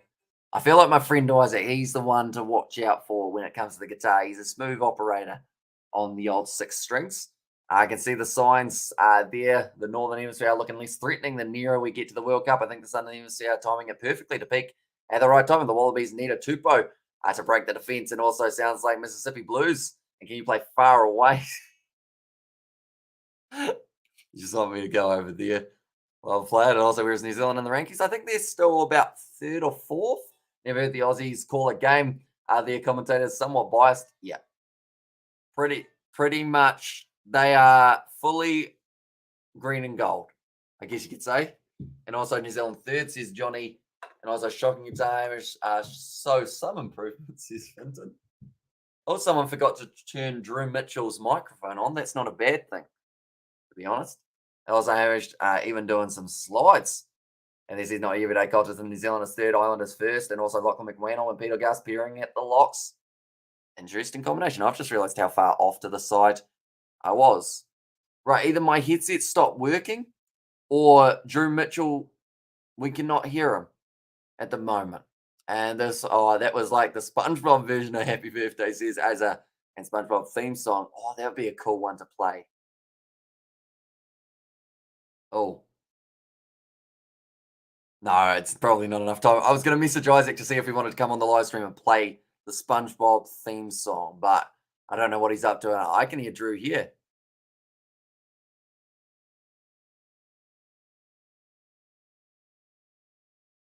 Okay, maybe it's just my headphones. Must be you, says Xavier Brown. And also England 4th. So shouldn't change after the draw, says Johnny. And the ex-second row, Harrison, is annoying. This is annoying.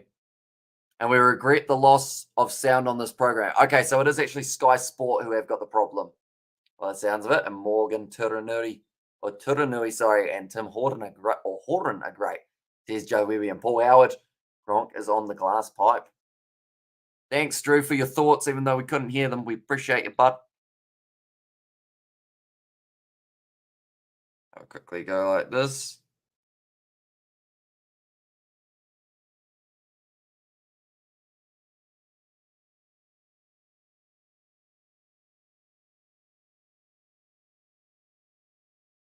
Here we go. I just had to quickly write a message to Georgia. Come on, mate. I can only take so much after watching them on Irish TV talking. And you're playing, I might need drinks, says Dennis. And Harrison and Mitchell are the pits. And this is the end, my only friend, the end. The Welsh national anthem. He's on some real stuff, my guy. Stats don't lie. And I think you should look at yourself. The Northern Hemisphere teams, especially Ireland, have a habit of peaking just too early for the World Cups. And don't forget to give your parents some of that monetization cut, Hamish. Oh, they're getting, to be honest, they're getting all of the revenue from All Blacks versus England. The whole lot. At the end of the day, I got them out of bed at 6 a.m. on a Sunday morning. So, like, yeah. Don't know. No, to be fair, I'll probably give my dad all the revenue from this one too. He should be back in the second half, I think. And England versus South Africa too. And also, I wouldn't mind some of what he's on at the moment. And also, as Wales versus Wallabies, the only international game next week. Not quite. Also, we are going to get to see England versus South Africa. And also, I believe there's one other matchup that I can't quite think of off the top of my head. The Northern Hemisphere teams always peak too early. Hence why they've only won one World Cup. Says Skip Cronk, Mitchell and Marnie. Good. Says Hanoi. And also, we have got there. Come World Cup, the Southern Hemisphere will be ready and waiting to pounce, says Bob Log. It's going to be interesting, isn't it? And the countdown is on. At the moment, there are not many days left. About 290, I believe it is, somewhere around there.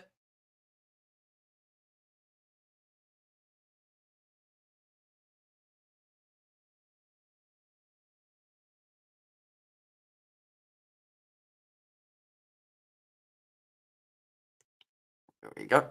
Right, they are saying about Mark Nawaqanitawasi. He had quite a bit of time, and I haven't heard you call Sexton's name out. No, he injured just before the game, unfortunately, to get taken out in England, France. That's 2, says Finton. And also, do you know the AB's Blues?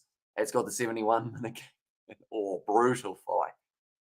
Fi. Hopefully, I'm saying that right. It's one of the two. Hopefully, it's Fi. Yeah, luckily. Luckily, they didn't hear you say that. You could have got yourself in some real trouble. Northern Hemisphere party next week. Not this year, says Nathan. Also, yeah, and they won that World Cup against Australia of all teams. They're not here, but I called it, and also it is in the chat. It's Wales versus Australia next week as well. Okay, so Wales, Aussie, South Africa, England. And I'm just looking up the other game as well, because I believe there's the 3 that we've mentioned, and I want to say there's one other match that's taken place. Oz were defending champs as well. That's no same as giving your dad the room you and your mum, says Kevin Layla there. And do you think we missed Johnny Sexton in this game, or is it time to hang up the boots? It certainly would have changed the Irish tactics in this contest, because they would have been expecting probably to use that back line a little bit more, having a bit more of Johnny Sexton about. There's a big yawn. And also, their Wallies will be on a sugar rush when they come out after eating all that Capri, says Bob Locke. I feel like that's what I need. So next week, it is going to be Wales, Australia, England, South Africa, and also they've got Northampton versus the Barbarians. But that's actually on at the same time as Wales versus Australia. So that's a bit unfortunate with that overlap. But yeah, November 21st, tomorrow night, Bath actually play the Barbarians. And then also alongside that, there is France versus Japan. So we're hoping to cover at least one of those games on the channel tomorrow night, even though we will probably have work early tomorrow morning. Still going to be doing it, though. We'll just end up sleeping at a weird hour, I think is the best way of doing it. And Johnny's WGG saved my sanity. Couldn't handle another Aussie World Cup win, says Johnny. They're just showing Kurtley Alden says some of the highlights he had earlier on in the game. He was helping set up tries. He was scoring themselves. So I want to see a try in this game. That is the goal.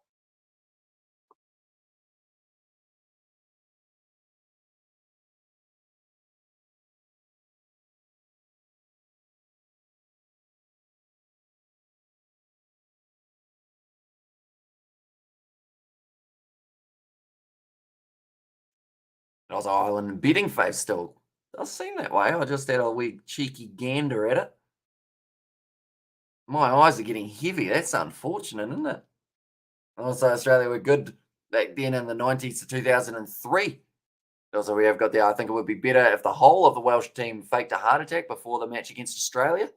There's slow finger. And also, we've got the Sexton is by far the best 10 in Ireland, not the best 10 in Europe, behind the French 10. And what's the time now?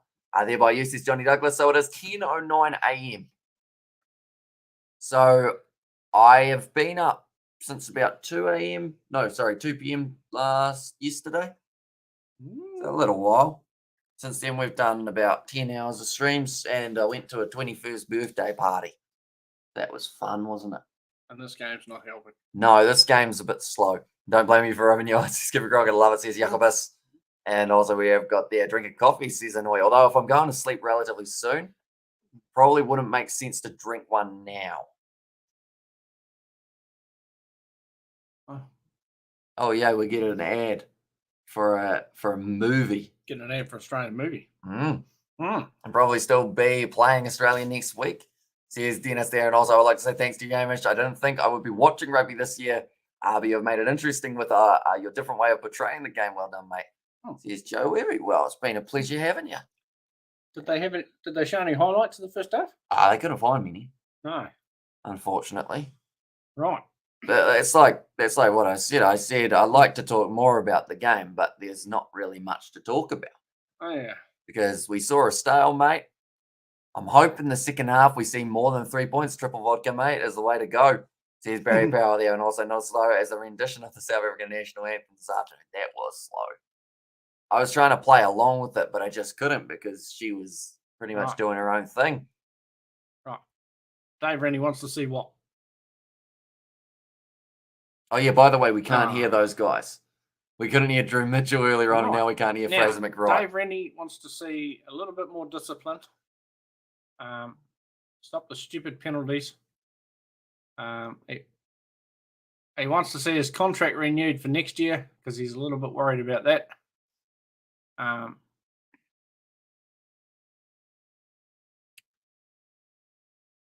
And hopefully We want to see a little bit more open running rugby. Is that what he's actually saying? I can't hear anything. The best drink to keep you up is all white spirits in a glass mixed with a bit of lemonade or whatever. And also what the two of you guys top 4 to end up in the World Cup. Now give it to me truthfully. I know that New Zealand, France, South Africa, and Ireland are all on the same side of the draw. Okay. So it means only 2 of those sides can actually go through. And also glad not to be watching this game. Would be yawning if I was, says Steph. But the second half now underway, ladies and gentlemen. Second half. Right. Also, Hamish is the most impartial of the lot, says Cooper Cronk. Yeah, and Dave wants to see some discipline. The rest of us want to see rugby, says Cited. Yep. Quite back into the pocket of Bernard Foley. Sit downfield. The player of the half, like they're saying, number Quinita Wasi definitely was up there. Yes. Yep. Yeah, he looks like he's got some potential. They're just got to try and get a position to use them. He looks keen to run. He looks strong. Some Park goes off to the left-hand side. Jimmy O'Brien now to Josh Van den Fleur. Taken down. Any changes to the teams? I don't believe so at this stage. None that weren't already made in the first half. Anyway, nice run. Not that we can see anyway at this stage. From Hugo Keenan. So I feel like Andy Farrell might have lit a fire under the Irish as well. Just sort of opened up a little bit lately. Could be that man advantage as well for the Irish, perhaps. Porter hits it hard at the line. Gives him Park. Available on the left-hand side here. Inside border. Mac Hansen. Good shot on him by Cadron Neville. I'm Irish and I'm falling asleep here. Such a boring game. To his feet. Now we have got there. Come on now, Australia, says Johnny Douglas. I'm right. Nice carry. Tackled by Tyke Byrne. Great steal by Michael Hooper in the ruck. Let's kick them behind. And that one will bounce into touch. A good clearing kick from Bernard Foley. So this is more excitement we've seen in the last 2 minutes than we've seen in the whole of the first half. I think you'd have to say.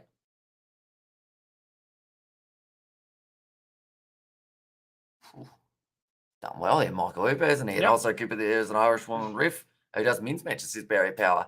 And got out mankind if men start having babies, says Slowfinger. You, what is your favourite or your best November tour last 3 weeks? My best November tour. I assume you're talking the best match to watch. There's been a few good ones, but then there's also been a few that we've watched. Doris has played well for the Irish. Nice. From Ireland now, attacking hard. Jimmy O'Brien tackled him. Question you, is this better to last year? We've seen more upsets this year, so in a way it's better. But then there's still been a few more interesting. Oh, that was a bit high. Was a bit high. He fell into it. Yeah. Well, now no penalty given there. There's a bit of an attack going on here. And Sheehan now. Looks like both teams might be keen to play a bit of rugby. That's your phone ringing. Oh, your phone was ringing. That'll get over it. Wow. Paddy Ryan. Oh, sorry, not Paddy Ryan. James Ryan. And these boring games are my kind of game. Best time to pick of improvements, in my opinion. Says Golden Guest and also Foley. Time wasted no kicking that one out. Or did wasted no time kicking that one out, I should say. Why happened to Bundy Akiti is going to be coming off the bench for the Irish in this one. He is number 23. Also Australia playing in this game as well. Says Fair and also we're best games. Oh, we knock on at the back. Can't afford to be doing that, can you? No, they were just starting to go forward and it was all looking good.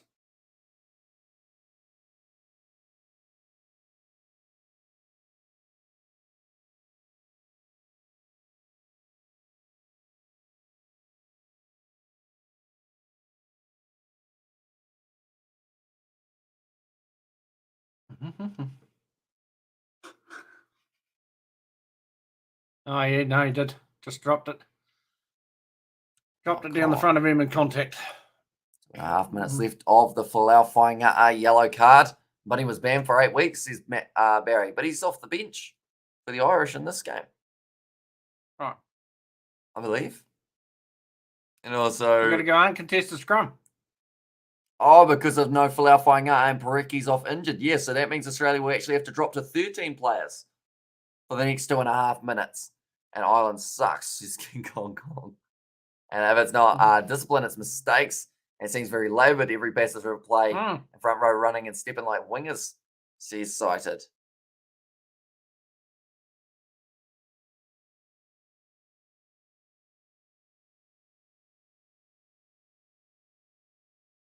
Also, what's the problem with women refereeing rugby matches? Rassi seems to be very critical of the male referees. Not sure what the technical difference is, says Slowfinger. And someone wake up the crowd and the ref too, says Gareth. And hence he on the bench, says Barry Power. So he's been away for a little while. It was the ban from, was it the International or the URC that he got himself banned in? Because I know that he really hurt Sinatla Bundyaki for an illegal clean-out in England versus Springboks. And it has happened. It is going to be happening next week. Just dropped my phone. It's unfortunate. Down there in no man's land now.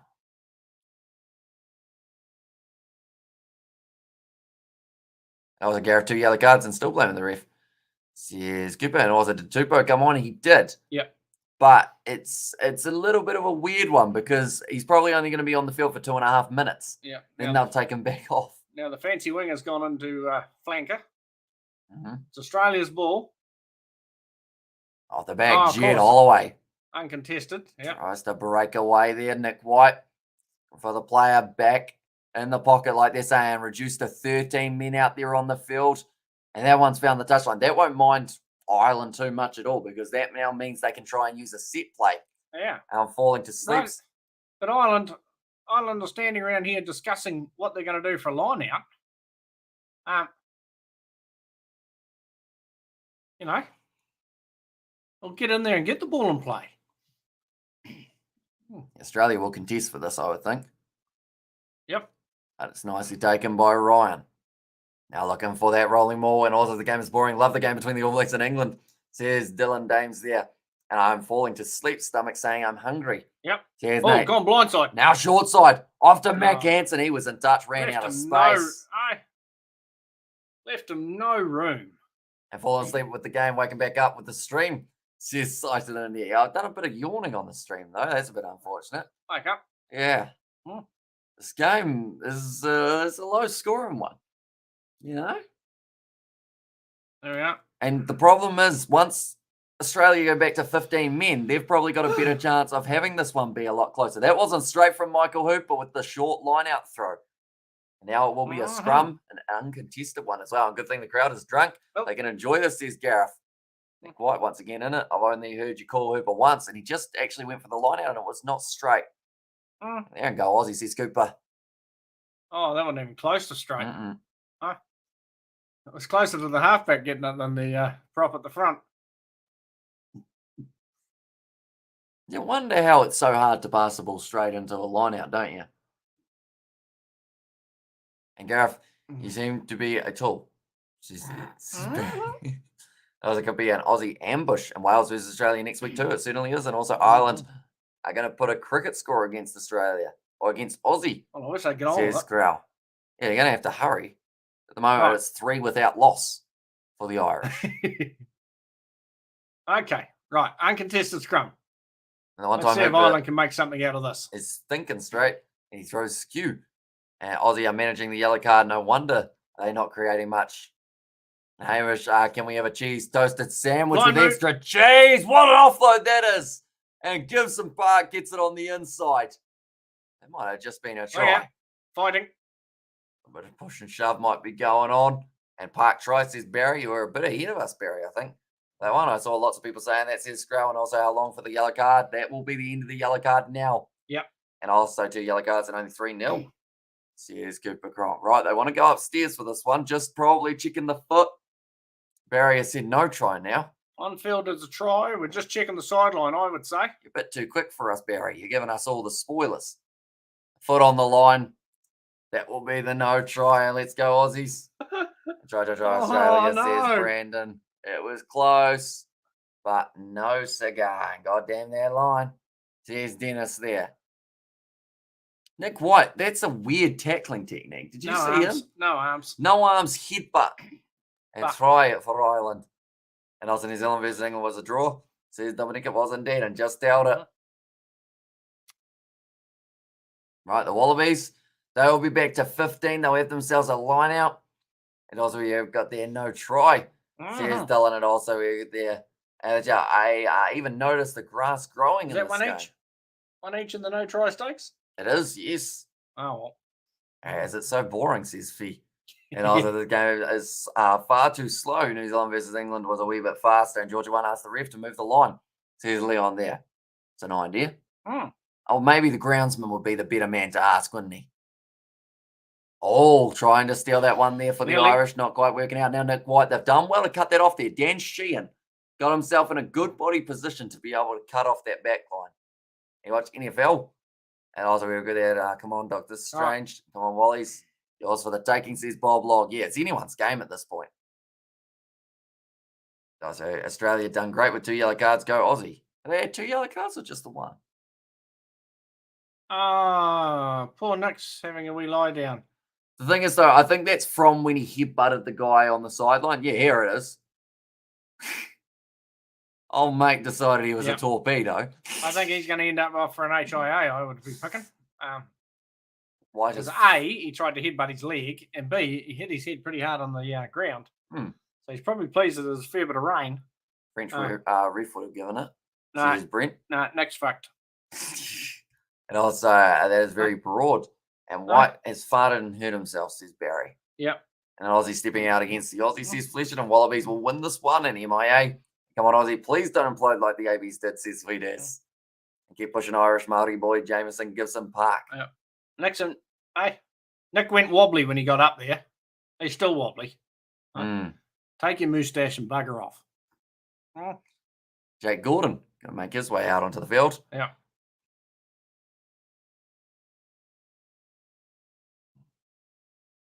Oh, yeah, he took a bit of a head knock there as well. See, that's quite dangerous. That wasn't much of a head knock. No, but the thing is... Fluff Duplessis roughed him up more than that. Yeah, but... that was soft. It's from the one beforehand. If you lead with your head when you're tackling, you're always at risk, aren't you? But it's more the case of normally with the amount of medical staff they've got around the ground, analysing players, they should have noticed that he was wobbly from that one initially. Yeah. And avoided him taking another head knock afterwards. Well, it may have just been the extra little head knock, but...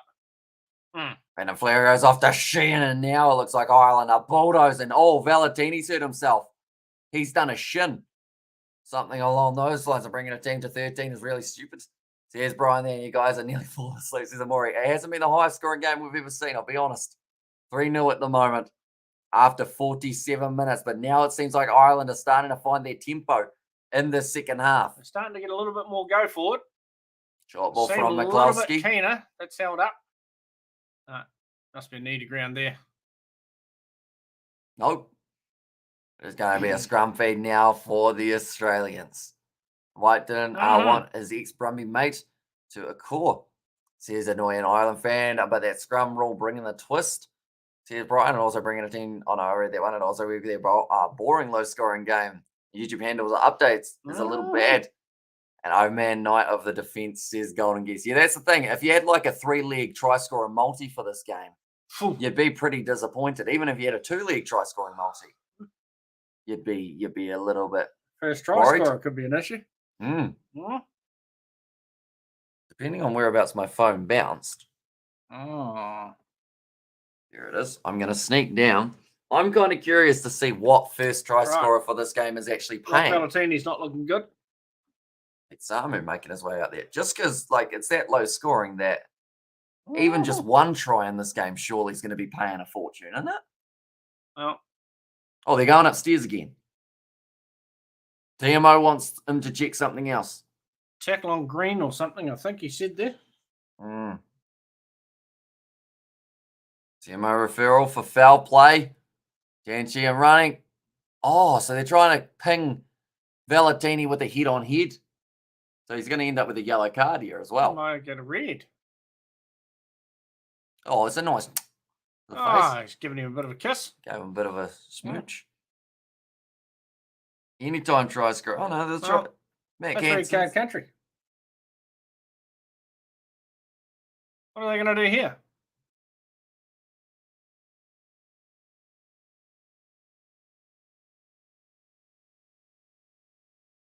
Okay, Benoke is saying he doesn't want to enter the foul play process. which is an interesting one there. He's just too, hey, Valentini too high. Mm. Where's the consistency? I was a custom, says Lord. Hang on a minute.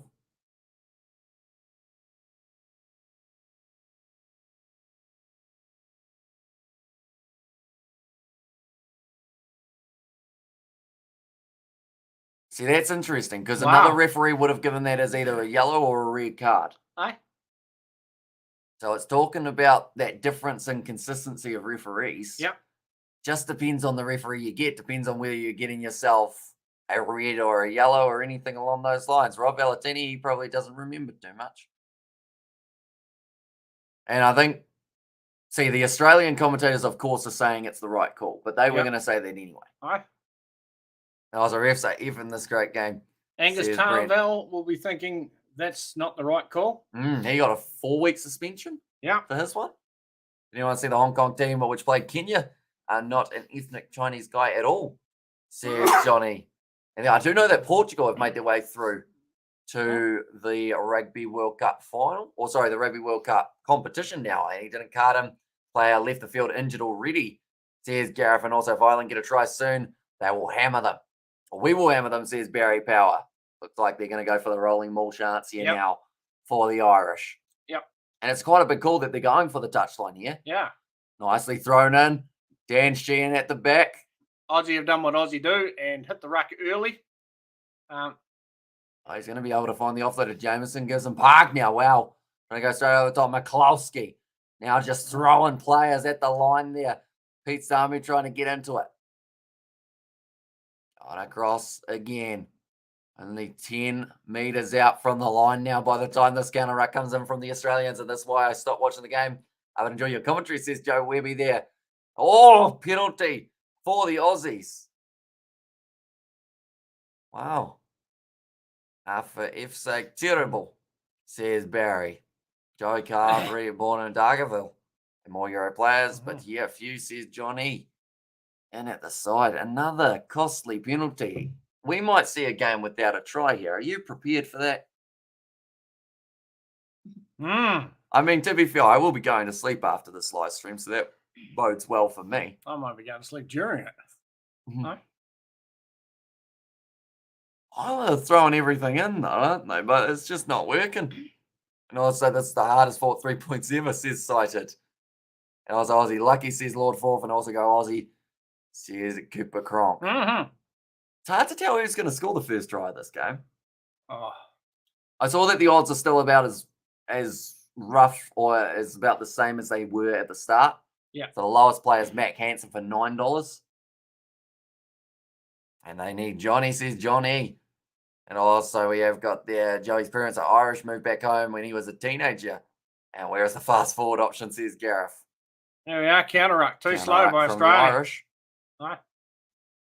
Josh Van der Fleur. See straight in there, you see how quick the Irish ruck speed is compared to the majority of the teams that they face. Mac Hansen with a nice step almost up the middle. Great tackle made from Andrew Callaway, though. Back across. Big shot on Porter by Jed Holloway. Is there just one yellow card? At this stage, we have just had the one yellow card of Falau Flying. That's a terrible pass. It's going to be a knock on. Again, how much time left? Too long, but it's going to be 30 minutes. Wait, and then pass it to the guy who's right beside you going nowhere. Come on, Aussie, says Simon. Aussie, you sound so excited, says Kerman. Ireland look the more likely, but just dumb. I'm not going to pass it. I'm not going to pass it. I'm not going to pass it. Here, have it.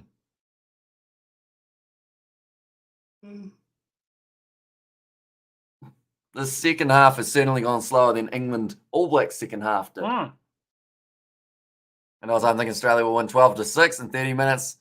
To 40 minutes left, lad, says Barry Power. And also Ireland waiting for the sunrise or something, says Gareth. They've been waiting a while. I think it's like 9:30 at night over there. Right. Gibson Park. Clean ball for Ireland. McCloskey in the midfield. They punch it up again. Now back. They're going to go for a kick here from Up Crowley. and under. Up and under. An awkward one for Hugo Keenan. He lands on his back and he didn't look too comfortable there. That's a double knock on. And it's going to be going back for another scrum. Okay, the original knock on. Australia scrum feed. Bring Bundy on then, and they ran out of luck. And should just give it to Oz when they needed 11 hours to wait for sunrise. Then says Barry, and 28 minutes left till sunrise. Says Nate. And there as well. So yeah, it's been a long game, a low-scoring game. It's been a very stop-start affair.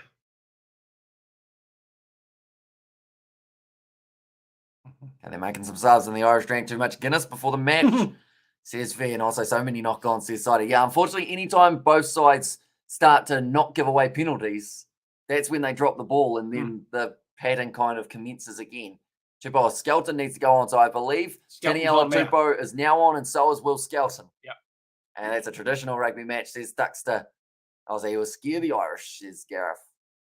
He's a big boy. Well, he looks like he's slimmed down a little bit, because compared to the man next to him, he ain't that big. I don't know. I think he's a big boy, don't get me wrong, but I think Nick Frost is... He looks big there. Nick Frost is quite a big, tall individual too. And as Australia back to 15, they certainly are. He looks a big unit there. Ow. The right-hand side. Australia's tender. Foley kicks it into touch. And shall we have a bet on which one of you fall asleep first? I'll go with Hamish in the 68th minute. It's a good bet. I've put money on that. As it raining in Ireland, scoreline is very low. The worst thing is, no, it's not. It was raining before the game started. Then the weather cut beautifully, set us up for some running rugby, and they just don't seem. That was Australia's first backline move of the half. And the dickhead first five decides to put some sort of stupid grubber kick through to gain 10 metres. Some Foley says Duxter. It was a cut Foley's legs off Guru. Foley, yeah. And also much better commentary this week than last week, Hamish. Could do another game after There's a yellow card waiting to happen. Not Bundy Key. Yeah. Now that man doesn't do things in half. This is a red. Yeah. Also Foley doing a Bill aimless kick, went on attack. Come on, Bundy. Yep. It's not like the Irish line-out's been terrible, is it? It's going to be an advantage there to Australia. It's always going to be the one out that somehow works out for them this time, isn't it? Good night from Foley in, patting all the forwards on the back, going, how great am I kicking that ball out? See you later, Dylan. You have a good night. And what Foley needs to kick, he won't, says Johnny. And the scorer, or the lower the score plays out, more will suit the Aussies. Ricard waiting to happen, and you mean, lad, says Barry Power. Yep. The longer it stays doing nothing, it's open to anybody at any stage. Yeah, the fact that an unconverted try for Australia could win them the game here is crazy to think. Shoots me on the TAB. Fatigue sitting in and the gears switching. His golden gears and last 10 free tries to someone. Is this the worst performance of these two teams? Well, I don't know if it's the worst per se. Not worst. They've just cancelled each other out. Ireland, I think they've looked pretty strong in attack throughout some of the moments of this game. But yeah, Australia have just been able to counter it, really. Going for the scrum. They've got the advantage. They might consider a three-pointer here. I hope they would try and score the try. Oh, Tupou's put the ball down. He's done his knee. Oh. Okay. Everyone's fighting. Everyone get up. So Taniela Tupou may have just done an injury. He's only just come back from a 8-month layoff. Or not quite 8 months, but it's been a while. And also, it's currently 11:30 p.m. in South Africa. And WGF happened to the ABs. They were doing so well. They were. He's gone. Knee. Taniela Tupou. MCL. Yeah, he just tried to run it, and they had a brain fart in the last 9 minutes. And when is Taniela Tupou never injured? Says Xavier. Yeah, it's a shame. A big man with such power, but I don't know. It looked like he kind of slipped or just something happened when he tried to place weight on it. And also, from what I heard, the right wing sub, the ABs, was all at sea defensively. Says Duxton. And also, just think you could be watching this in person. That great Irish weather. Wow. Be nice.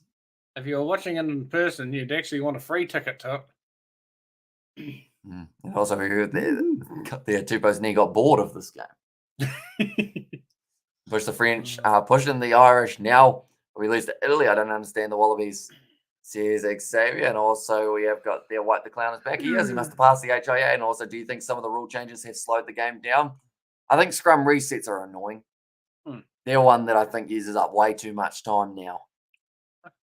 In the old days, you get back to the 70s and all the rest of it. The scrum was like a race for the forwards to all get there in the middle, like a bang, ball's in, done. Away they go again. Now, scrums are the slowest part of the game. Takes about 2 minutes to buddy. Righto. We've got a prediction whether it's knee or whether it's calf muscle. It was basically stepping back and tried to go forward, so it may be a calf, but normally, it would have to be the top of the calf if you're hanging on behind your knee. I'm thinking MCL or meniscus. Either way, it's not good. No, he'll be out for a while. Yeah. And we should have scrums like league, quick and easy. And also WTF happened to England chasing 14 ABs at full time.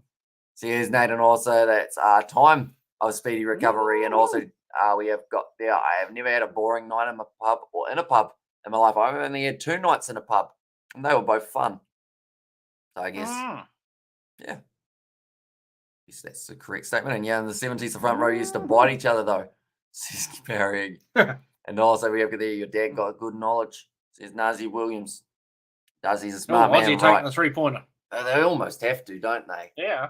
2 3-pointers a winner. Someone's going to sleep. 2 3-pointers a winner. Not good. But the most exciting thing that has happened, says Dave Duffy. Yeah, it seems bad, doesn't it, when players getting hurt? It's like it's going to happen now. Draw. What's the draw part? I'll have a look for you, bud.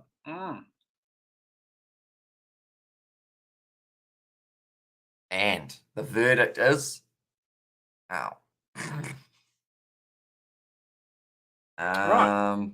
Supposedly, after missing the first one from a very similar position, he's now got 85% chance of getting this one over. $70. No, sorry, not 70. 7. 7.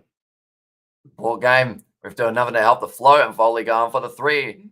I used to get a cheeky punch or 2 when I was scrummaging. Says Duxter. You're just sneaking up a cut in just to see if they were awake. I don't think anyone wants to see this game end if there's not going to be a try. Foley's got it over. 3-all. Oh, so it's 3-all now. We're back to 0-all. We're back to he's a happy man. There's an Australian guy in the crowd. He's clapping his hands flat out. Right. Let's see how this restart goes. 25 minutes left, ladies and gentlemen. Rennie was blinking his eyes and all the rest of it. And I think he's just woken up in the box. Good old days, if you lay on the ball, you got rucked the F out of. Yeah, that's it. If you didn't get any train tracks on your back, you weren't trying hard enough. And maybe we'll be 2 draws in one day. That would be pretty massive. That's going to be another penalty to Australia.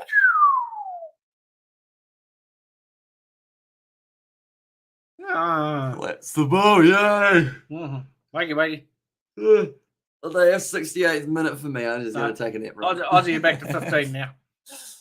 Yeah. Well, they have had a few injuries. Well, yes, they have. Out there. I'm sure that the South Islanders. They haven't run out of people yet. I knew how to ruck, says Ducks down. Ruck marks after a game meant you were active. Yes. Yeah. Also, we have got then another draw, though, says Bob Log. And, well, stiff the box are bad to be fair. There's Barry in there. And the Irish call the box one-dimensional. That was from earlier on. There you go. Maybe 2 draws. Right. It's a chance. Australian throw-in. I had a feeling that wasn't going to be straight. Luckily, it was straight enough.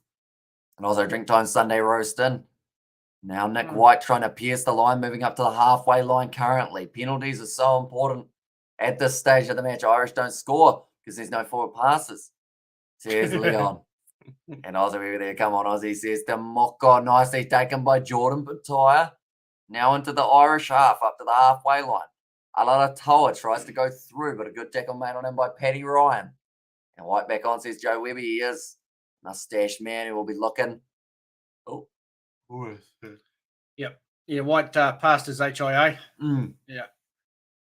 They decided it was a brain injury, so he got counted out on that one. Hang on, Skeleton, bully the Irish like that Rochelle did. And Aussie, you're doing good, Hamish. I have a tenner on you. Says Sloping. Are there one on there? A tenner on me to stay up till 68th minute. Oh. Getting close. Still feels far away though with this game. And so we're robbed against Ireland with a forward pass try, but do people still calm or call them draws? Unsure of the spelling. Draws. As in like when two teams are on the same points, or as in like when I have clothes and I put them in a wooden chest. It's gone back. Gonna be now in the hands of Crowley. Kicks it downfield. Good kick. Nice kick. Awkward bouncing one. Tom Wright able to clean it up though. And also, as this game proving that the Irish are only a one-trick Sexton pony. Yep.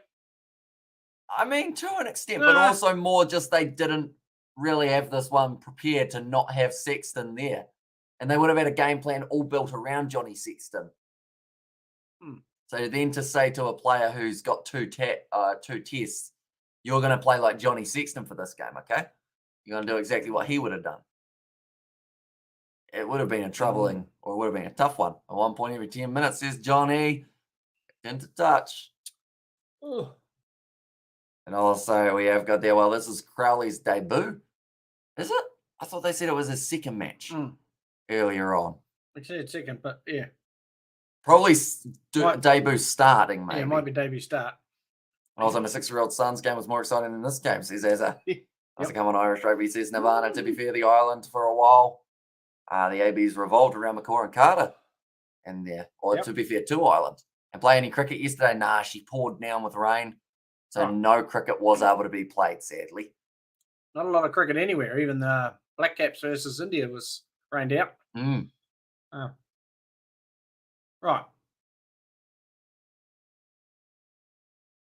Told to use it. And White goes back into the pocket to Bernard Foley. Once again, kicks it downfield. This could be a football match. Yeah, same kind of scoreline. Oh, big knock on from Hugo Keenan. Vantage over. Australia once again going for the kick and behind. Awful kick. Going down to the 22. Well, Vantage over in 2 seconds, says Gareth. And first starts is Barry. And also, it was a knock-on advantage. And to be honest, the ball bounced back beautifully for Australia to set up a backline move until such time as somebody decided to do a left-footed kick that can't kick left-footed. We've had more penalties than points. Skewed it off the side of the boot and put it into touch again. We almost had more scrums than points. And also we have got there, did I see some guy with a lawnmower out cut on the pitch now, says Dennis. And cricket horrible game. Good for putting you asleep, to be fair. I mean, I don't think I've ever fallen asleep at the crease, which is probably a good thing. Yeah. Although it was quite hot that first time that I did bat. After 10 years away, I almost passed out. These idiots kick too much. Yep, it's on the money. Nicely taken. The worst thing is, though, they're kicking and attacking opportunities. Oh, big shot on Bundyaki by Lennicketau here to test out the rib cage. And bang across. Right. Tom Wright kicks it in behind. Waits for that one to bounce. Jameson gives him park. 3-all damn. He's a more low scoring one at the moment. That is for sure. Another kick down the field. Another kick downfield. Foley says he's kicking high. Good on you, mate. Vic Hanson. Joel would have been worse, though. If this was the first game of the night. Oh. Geez, that would set the tone, wouldn't it? Oh, there's some awesome skill being shown here. Now Jameson gives him park. Going across now. Ringrose. The Bundyaki. He's never passing this. No. He's cut him back on the inside. He wants to have another run of that young fella that tried to tackle him before. Right, it's gone up again. Agree, says Leon. Short kick. Now nicely taken by Noah Quanito-Asi. After Will Skelton now trying to break through. Good tackle made on him. By Jameson gives him park, who is now leaking blood a little bit more. The Irish have got themselves the penalty. What's your predictions? I think someone's going to win it with a 3-pointer at the end of the game. Rugby needs to go back to being a game of attrition. Trim the subs bench, says Duckster. Riveting stuff, says Yarn, and also the chicken thief, says Hanoi. And also you swap seats, but Dad's still taller. I just slouched. Because we're both trying not to fall asleep. Yeah. Ah. I'm off to mess. I wonder, would a few prayers help? Maybe. I'm probably sitting further forward. That'll be it. I think I'm upping my bet to 20 quid. Just like thinking, I feel like it should be we should get 20 quid for lasting throughout this game. How are we not at a try yet? Even our Wi-Fi's gone to sleep. Gone down to 1 bar. Oh. It's so boring that I can't look away. It's as if there's something that's just about to happen. Well, we don't want to miss the one thing that happens. Come on, Wallabies. It's about time you had the luck of the Irish. Right. Right, Craig Casey on the field now. And a new halfback. Good. Today. Throws it in there. Straight into the hands of Australia. Now Will Skelton trying to break his way forward. Come on, Wallies. It's about time you had the luck of the Irish. Here's Bob Log and the Irish Elf is on. I had a nice chat with an Irishman at the supermarket yesterday. Did you? Yeah. Yeah, the supermarket. Yeah. Oh.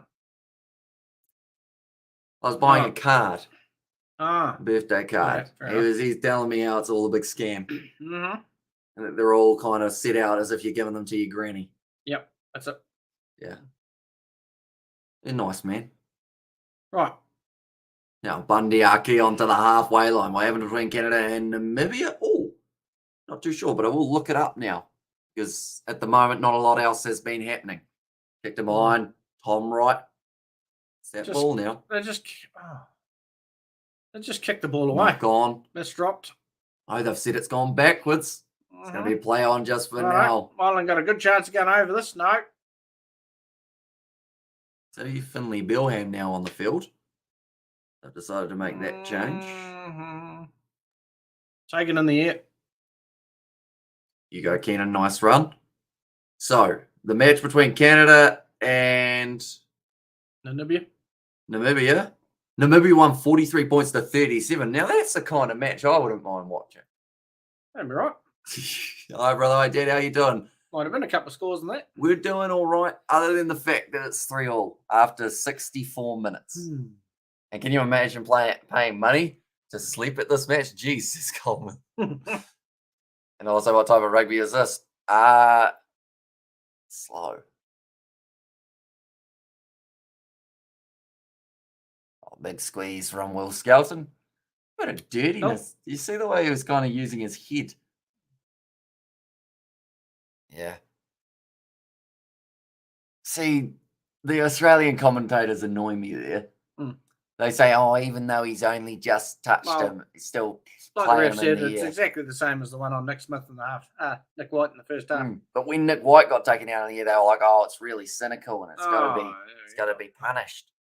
And to lie down like a little wench. Oh, someone please score a try. I'm losing the will to live. Why is it so low in this? One thing about it, if somebody scores a try, there's every chance the second team will score a try. Gone for the corner. I hope Dan Sheehan scores a try. He was paying $10 to be the first try scorer. My TAB betting says I hope Australia score a try. The Men and Women League champs. I'll have many jumping codes in Aussie. Right. This is the chance. The crowd are all firing them up. Live at the Aviva. 52,000 paid to watch this game. Poor bastards. Now off the back, Caelan Doris. There's a good run. Nice attack and run. 5 metres out from the line. Craig Casey, that's high. And that's going to be the advantage now in favour of the Irish. I got the penalty advantage. 17 metres out. McCarthy going as well. Skelton just lying in the back there being a nuisance. Yellow card country for that. Penalty advantage. All commentators is just as bad, says DF. Ireland. And there as well. And all three of them know. Penalty advantage to Ireland, says Gareth around the side. Josh Van Fleur gets close. Come on, you got 20 minutes of advantage. Let's go. Somebody score a try. I'm looking around for Dan Sheehan. Just because I feel like he's a good call. There he is now. He's been dragged down on his face. It's going to hurt. You get Raspberry across the forehead. 65 through. Finley Bilham close. No, very close. No, it's still buried at the back. You can still see it at the back. Can they get over? For the first try, they're still short. Short. Give it to Dan Sheehan. If he had the ball on his forehead, he would have just about scored there. Round the side once again, close to the line. Bundy Aki! I don't think he's got it down. Oh, no, please tell me. Yeah, ref says yes. And also, has there been an hour of injury time? Says Bob Log. That might be a try. Right, body's underneath. We're going to have a look at it, probably. But... Oh, please don't have another disallowed try. That would be 3 for the match now. No, referee thinks that he scored. Finally, taken 66 minutes. One of the slowest tries I think I've seen. The last time I saw a try this slow was Counties Manukau versus North Harbour. In the 73rd minute, they had the first try. And there is a goal, thank God. Cheers, Dennis. Yeah, they must have awarded it because I see that the scoreboard has given them the 10 points, which would refer to the fact that they have already taken the conversion. That's debatably down. Must have been down in there somewhere. Must have been in there. Oh, it might be a try for the Irish. A Mundiarki gets it. There's a conversion. Conversion's gone over. 10 points to 3 now. Jake Gordon has lost 2 tests in 2 weeks. I love rugby for that reason. But my time zone here in the USA, it's hours to stay current on the games outside of YouTube. I am 18 hours behind New Zealand time. There's Kerman. I did tell you, Ireland would wear them out. Oh, yeah. There's the ball down there. Yep. Yep. Nice. Yeah, no. Fair enough. We've seen it now. Good try. So, 67 minutes through. Welcome to the game. Right. Now, it's exciting. Here's Australia going to kick into life now with a bit of luck. Ireland is picking too soon. Tyson is a killer for sure. Hard to watch some of my favourite streamers. Says Duxter there. And also has been to Ziako, says Johnny. And exactly Joe. Now it's kicked him behind by Craig Casey. That wasn't out on the full, was it? That was inside of his 22. Yep. Good. Also, here we go. Now for the floodgates to open. Wishful thinking. No, there's a possibility. Sometimes it just takes the one and then everyone goes, oh, yeah, so that's how you do it. We might as well try it. That's it. That's Armo scored the winner for the Irish. And there says and also would have been better, or who have been the better team so far? I'd say Ireland. They've had some good moments. Ireland, backline-wise, other than Noah Kwanitawasi for the Australians, I would say that's another penalty for Australia. Now they're going to be able to kick it for the corner. They're doing a lot of things right. They're contesting and all the rest of it. And then somebody does something dumb and falls over the top and just blows it. You know, they were probably in a position there where they were going to win that penalty.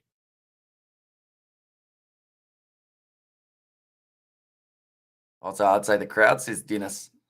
And then Ireland just woke Hamish up. I lose 20 quid. Thanks, Ireland, says Slowfinger. So who actually sees that 20 quid, Slowfinger? Also, we have got the Australia lack polish, says DF. He just got crushed, and he wasn't really. Just fell in this, you know. Get out of there quick enough. Just blown to the side. They were winning that ball.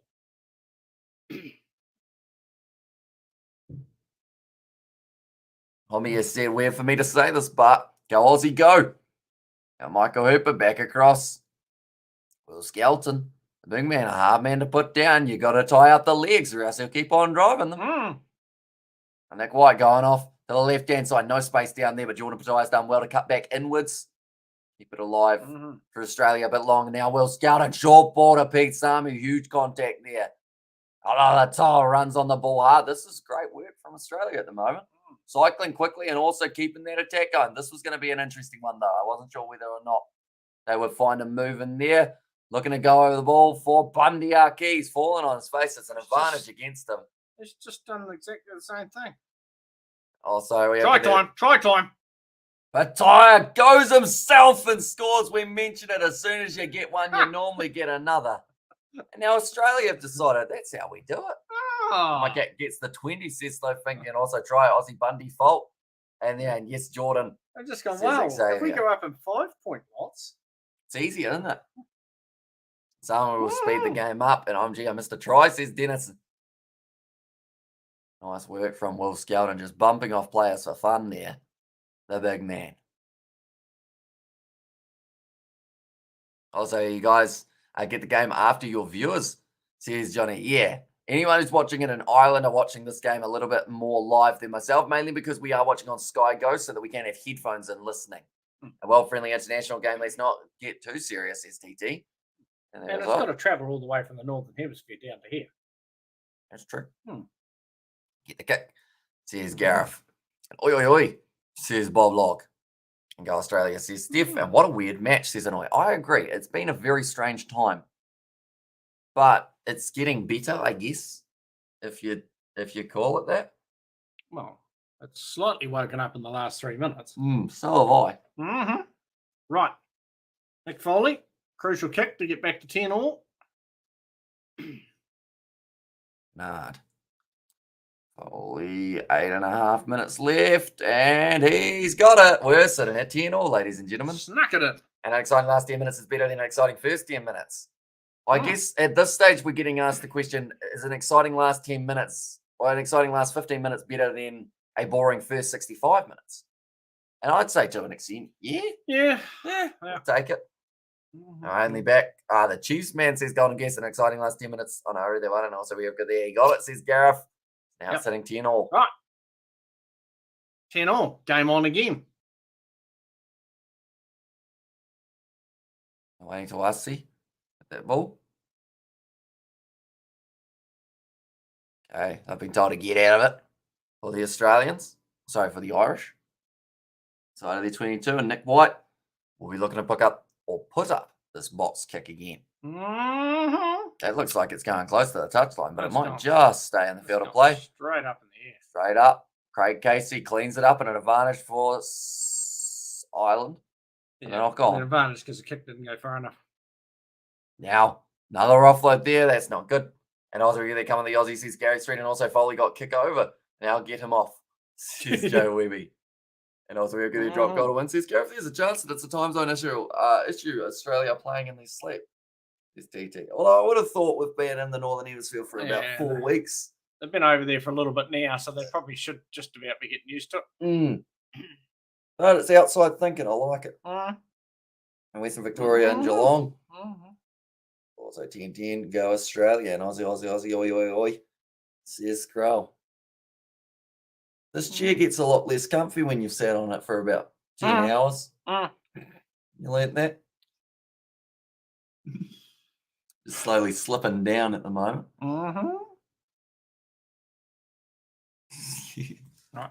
I just realised this game started at 9. It's been a 2-hour game. And we've still got another 7 hour, or not 7 hours. Geez, that would be rough, wouldn't it? We've still got another 6.5 minutes left. Oh, so I go on, get it out. I promise I'll like your playing. Where do I put them headphones quick? Says Dennis. Oh, the guitar. I was confused there, Dennis, for a second. And when can we start blaming the ref? Oh, they did about, I'd say, right at the first kickoff.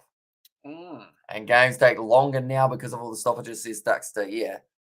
When can we start blaming the ref? Gareth wants to know. When we finish with the last one, Gareth. So it might be a wee while. Right. Okay, Casey now. Irish scrum. This is going to be a penalty in some direction. I've gone down. Scrum reset. 6 a.m. start here. I woke up expecting it to be over, says Joel. Yep. We're going to wind down the last 6 minutes of the scrum reset. Are you playing any cricket match today? Not today. Would have been yesterday, but yeah, the rain ended up kind of stopping that. So I believe me and George might be going up the road later on in the day after I've slept for a little bit. And these two teams, like all the other teams, ain't the same. Like when they play in the ABs, they are. Yep. Or are they? Says Nuzzy Williams. Teams tend to live to play the ABs for some reason.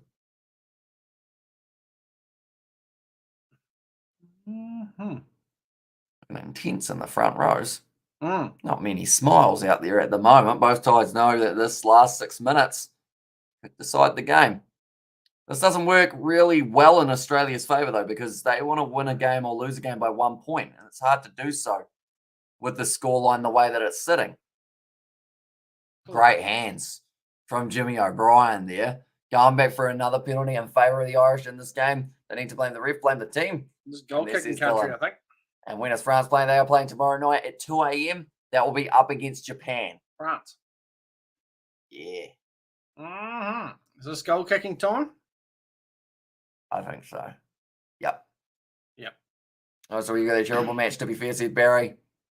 Yeah, it hasn't been the best, has it? It's been one of those games that people will forget pretty quickly, unless there's some sort of random thing at the end that really excites everyone. And if Australia beat Ireland, there will be a big ranking change. I think a little bit, They yeah. would be too. They're a lot lower ranked in the old system.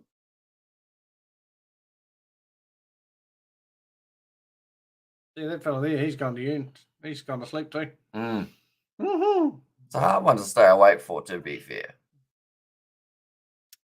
Come on, Missy Patty, potato pounder, says Gareth. Andy won't forget. And are we that bad, or Australia will beat us? Please, ABs, come back to Dublin, says Dennis. I think it's just more these two sides have cancelled each other out too well in this matchup, I think is the best way of describing it. Well, neither team has really managed to sort of keep the ascendancy going. Kick's gone over. Either through a mistake or or kicking the ball away, to be fair. Ross Byrne with the 3 points. There has been some aimless kicking. Here's a super sub coming on for Australia. Tom Robinson. As well out there, plays for the Western Force. He's going to need to be a super sub with 4 minutes to go. A lot of time left. For James Slipper. Taken nicely by Jack Conan inside of the 22. Good bump off there. And 3 points, I can feel the new excitement, says Gareth, and go the island, or go on island, says the Rip Lover. And also 10 minutes of injury time, says Bob Log, and also Aussie will try and clinch the match and very tight. And too much aimless kicks, agreed, says Duckster.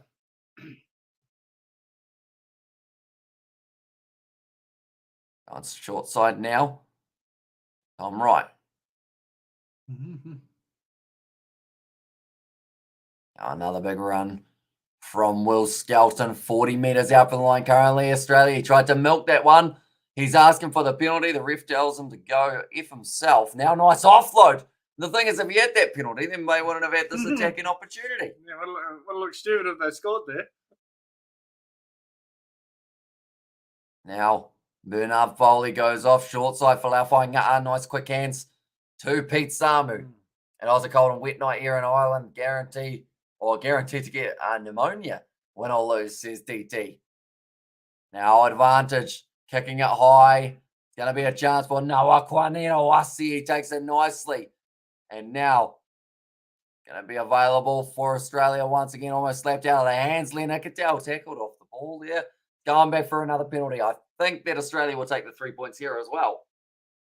Unless they decide they want to try and win it. But I don't think that's a viable option at the moment. It's more of the case of take the 3, make sure you cancel out the losses. Worst comes to worst, you're sitting at a draw. Advantage, but not penalty advantage, says Gareth. This isn't a give me kick either, is it? No. Yeah, the touchline. They got a penalty advantage there, and then they come up with an awful play.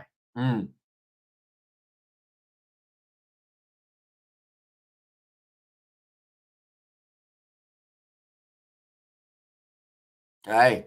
Ben O'Keefe right there says to Nick White. Oh, Australia kicking for the corner. So, yeah, Nick White tried to milk that penalty for Australia. It didn't work out, but they have still got another penalty in there. Line out to the Wallabies. Scrappy to the end. Says Hanoi. This is a match winner moment, perhaps, for the Wallabies now. It's now or never. Sitting 90 seconds left. Taken nicely at the front by Nick Frost. Mum's looking extremely disappointed next to us. Yeah, it started at 9. It's only been going 2.5 hours. Yeah, it's still going. Right. Alpha Laufey rolling penalty to Ireland. And that might just close out the game now. This is called by the touch judge for something. Good maul defence, says Barry Barrow and goals. Nick White blowing up at the touch judge. Okay, now I'm blaming the ref. So it's offside. Yeah, it's called by the touch judge, though. Right, 40 seconds left for Ireland. All they need to do is pretty much kick it out, win the line out. Kick it out, win the line out, kick it out again. Yep. But the thing is, you have to wonder, was it the right choice for Australia to go for the corner?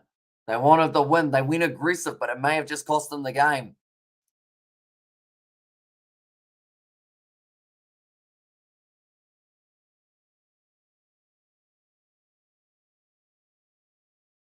Okay, an interesting one there. We got Bumfa Man. And also white penalty. Aviva says annoying. And also wins white. Not going at the wrist, says Johnny. It's thrown in. Stolen by Australia. And now there's just still a little bit more time left on the clock, perhaps, for the Wallabies to try and get themselves the win. They're 22 metres out in front. It's gone backwards. Well, Skeldon, he ended up dropping the ball. The whole Irish backline is offside there. Now Nick White. A whole lot of them. Oh, I thought they were setting for a drop goal there. Tom Robinson. See, that's the thing. You got to make sure you're still playing in the middle of the field, don't you? Because worst comes to worst, if you get that penalty, it's a chance. Is that a knock on against Australia? It's going to be Ireland kicking the ball into touch. And that will be the end of the game. Ireland win at 13 points. It's a little bit of an anticlimax. What did Foley try and throw there? Some sort of decoy weird dummy pass or something. Hit one of the Irish players, though. Tried to throw a pass to himself or something. Give Foley a chance to lose it, says Dallin, and he did just that. Also, it's Ireland. Oh, it's over Ireland 1, sorry. 13, and also Ireland the winner, says Richard, and give Foley a chance to lose an oi. Says Champagne. And there as well, but the Irish managed to hang on at the Aviva having an injury time. They had a little bit of it, only a second or two. And also, we have got the squeaky bum, says Paul. And there, well, that's a match. That's interesting, isn't it? Underwhelmed. My God, that was shot. You should have subbed Foley. A good game, Ireland, says Darkster. Yeah, a gritty, grindy win. Caelan Doris, man of the match. You agreed with that, didn't you? Yeah, no, he played well, especially early on. I can't get around how they don't go for 3 to draw this match. That's what you call greedy. Second string Australia should be happy with a draw and broken-hearted. As usual, what an exciting match, says Scroll. And also, Ireland did not play well. We have lots of work to do, and Kiwi ref way more consistent, says Golden Guest. Worst game all year is over, says Inouye, and ref saving the Northern Hemisphere again, says Cooper Cromp. But nonetheless, ladies and gentlemen, that's going to be the end of this live stream. We are going to be back, I believe, for Japan versus France. It will just be myself. That is 2 a.m. tomorrow morning. And yeah, it's going to be an interesting contest when it does end up taking place. But we do thank you all very much for tuning in. Anyone who is new, be sure to leave a like and subscribe to the channel. And yeah, we will see you later on. I am going to be heading to bed. And I think you'll feel like having a sleep after that one too. Well, we won't be watching a replay of it anyway. Yeah, not the best game we've ever seen, but that's 2 hours of my life I'm not getting back. Then what? Thank you all very much for tuning in. No. And yeah, we will see you all for the next one.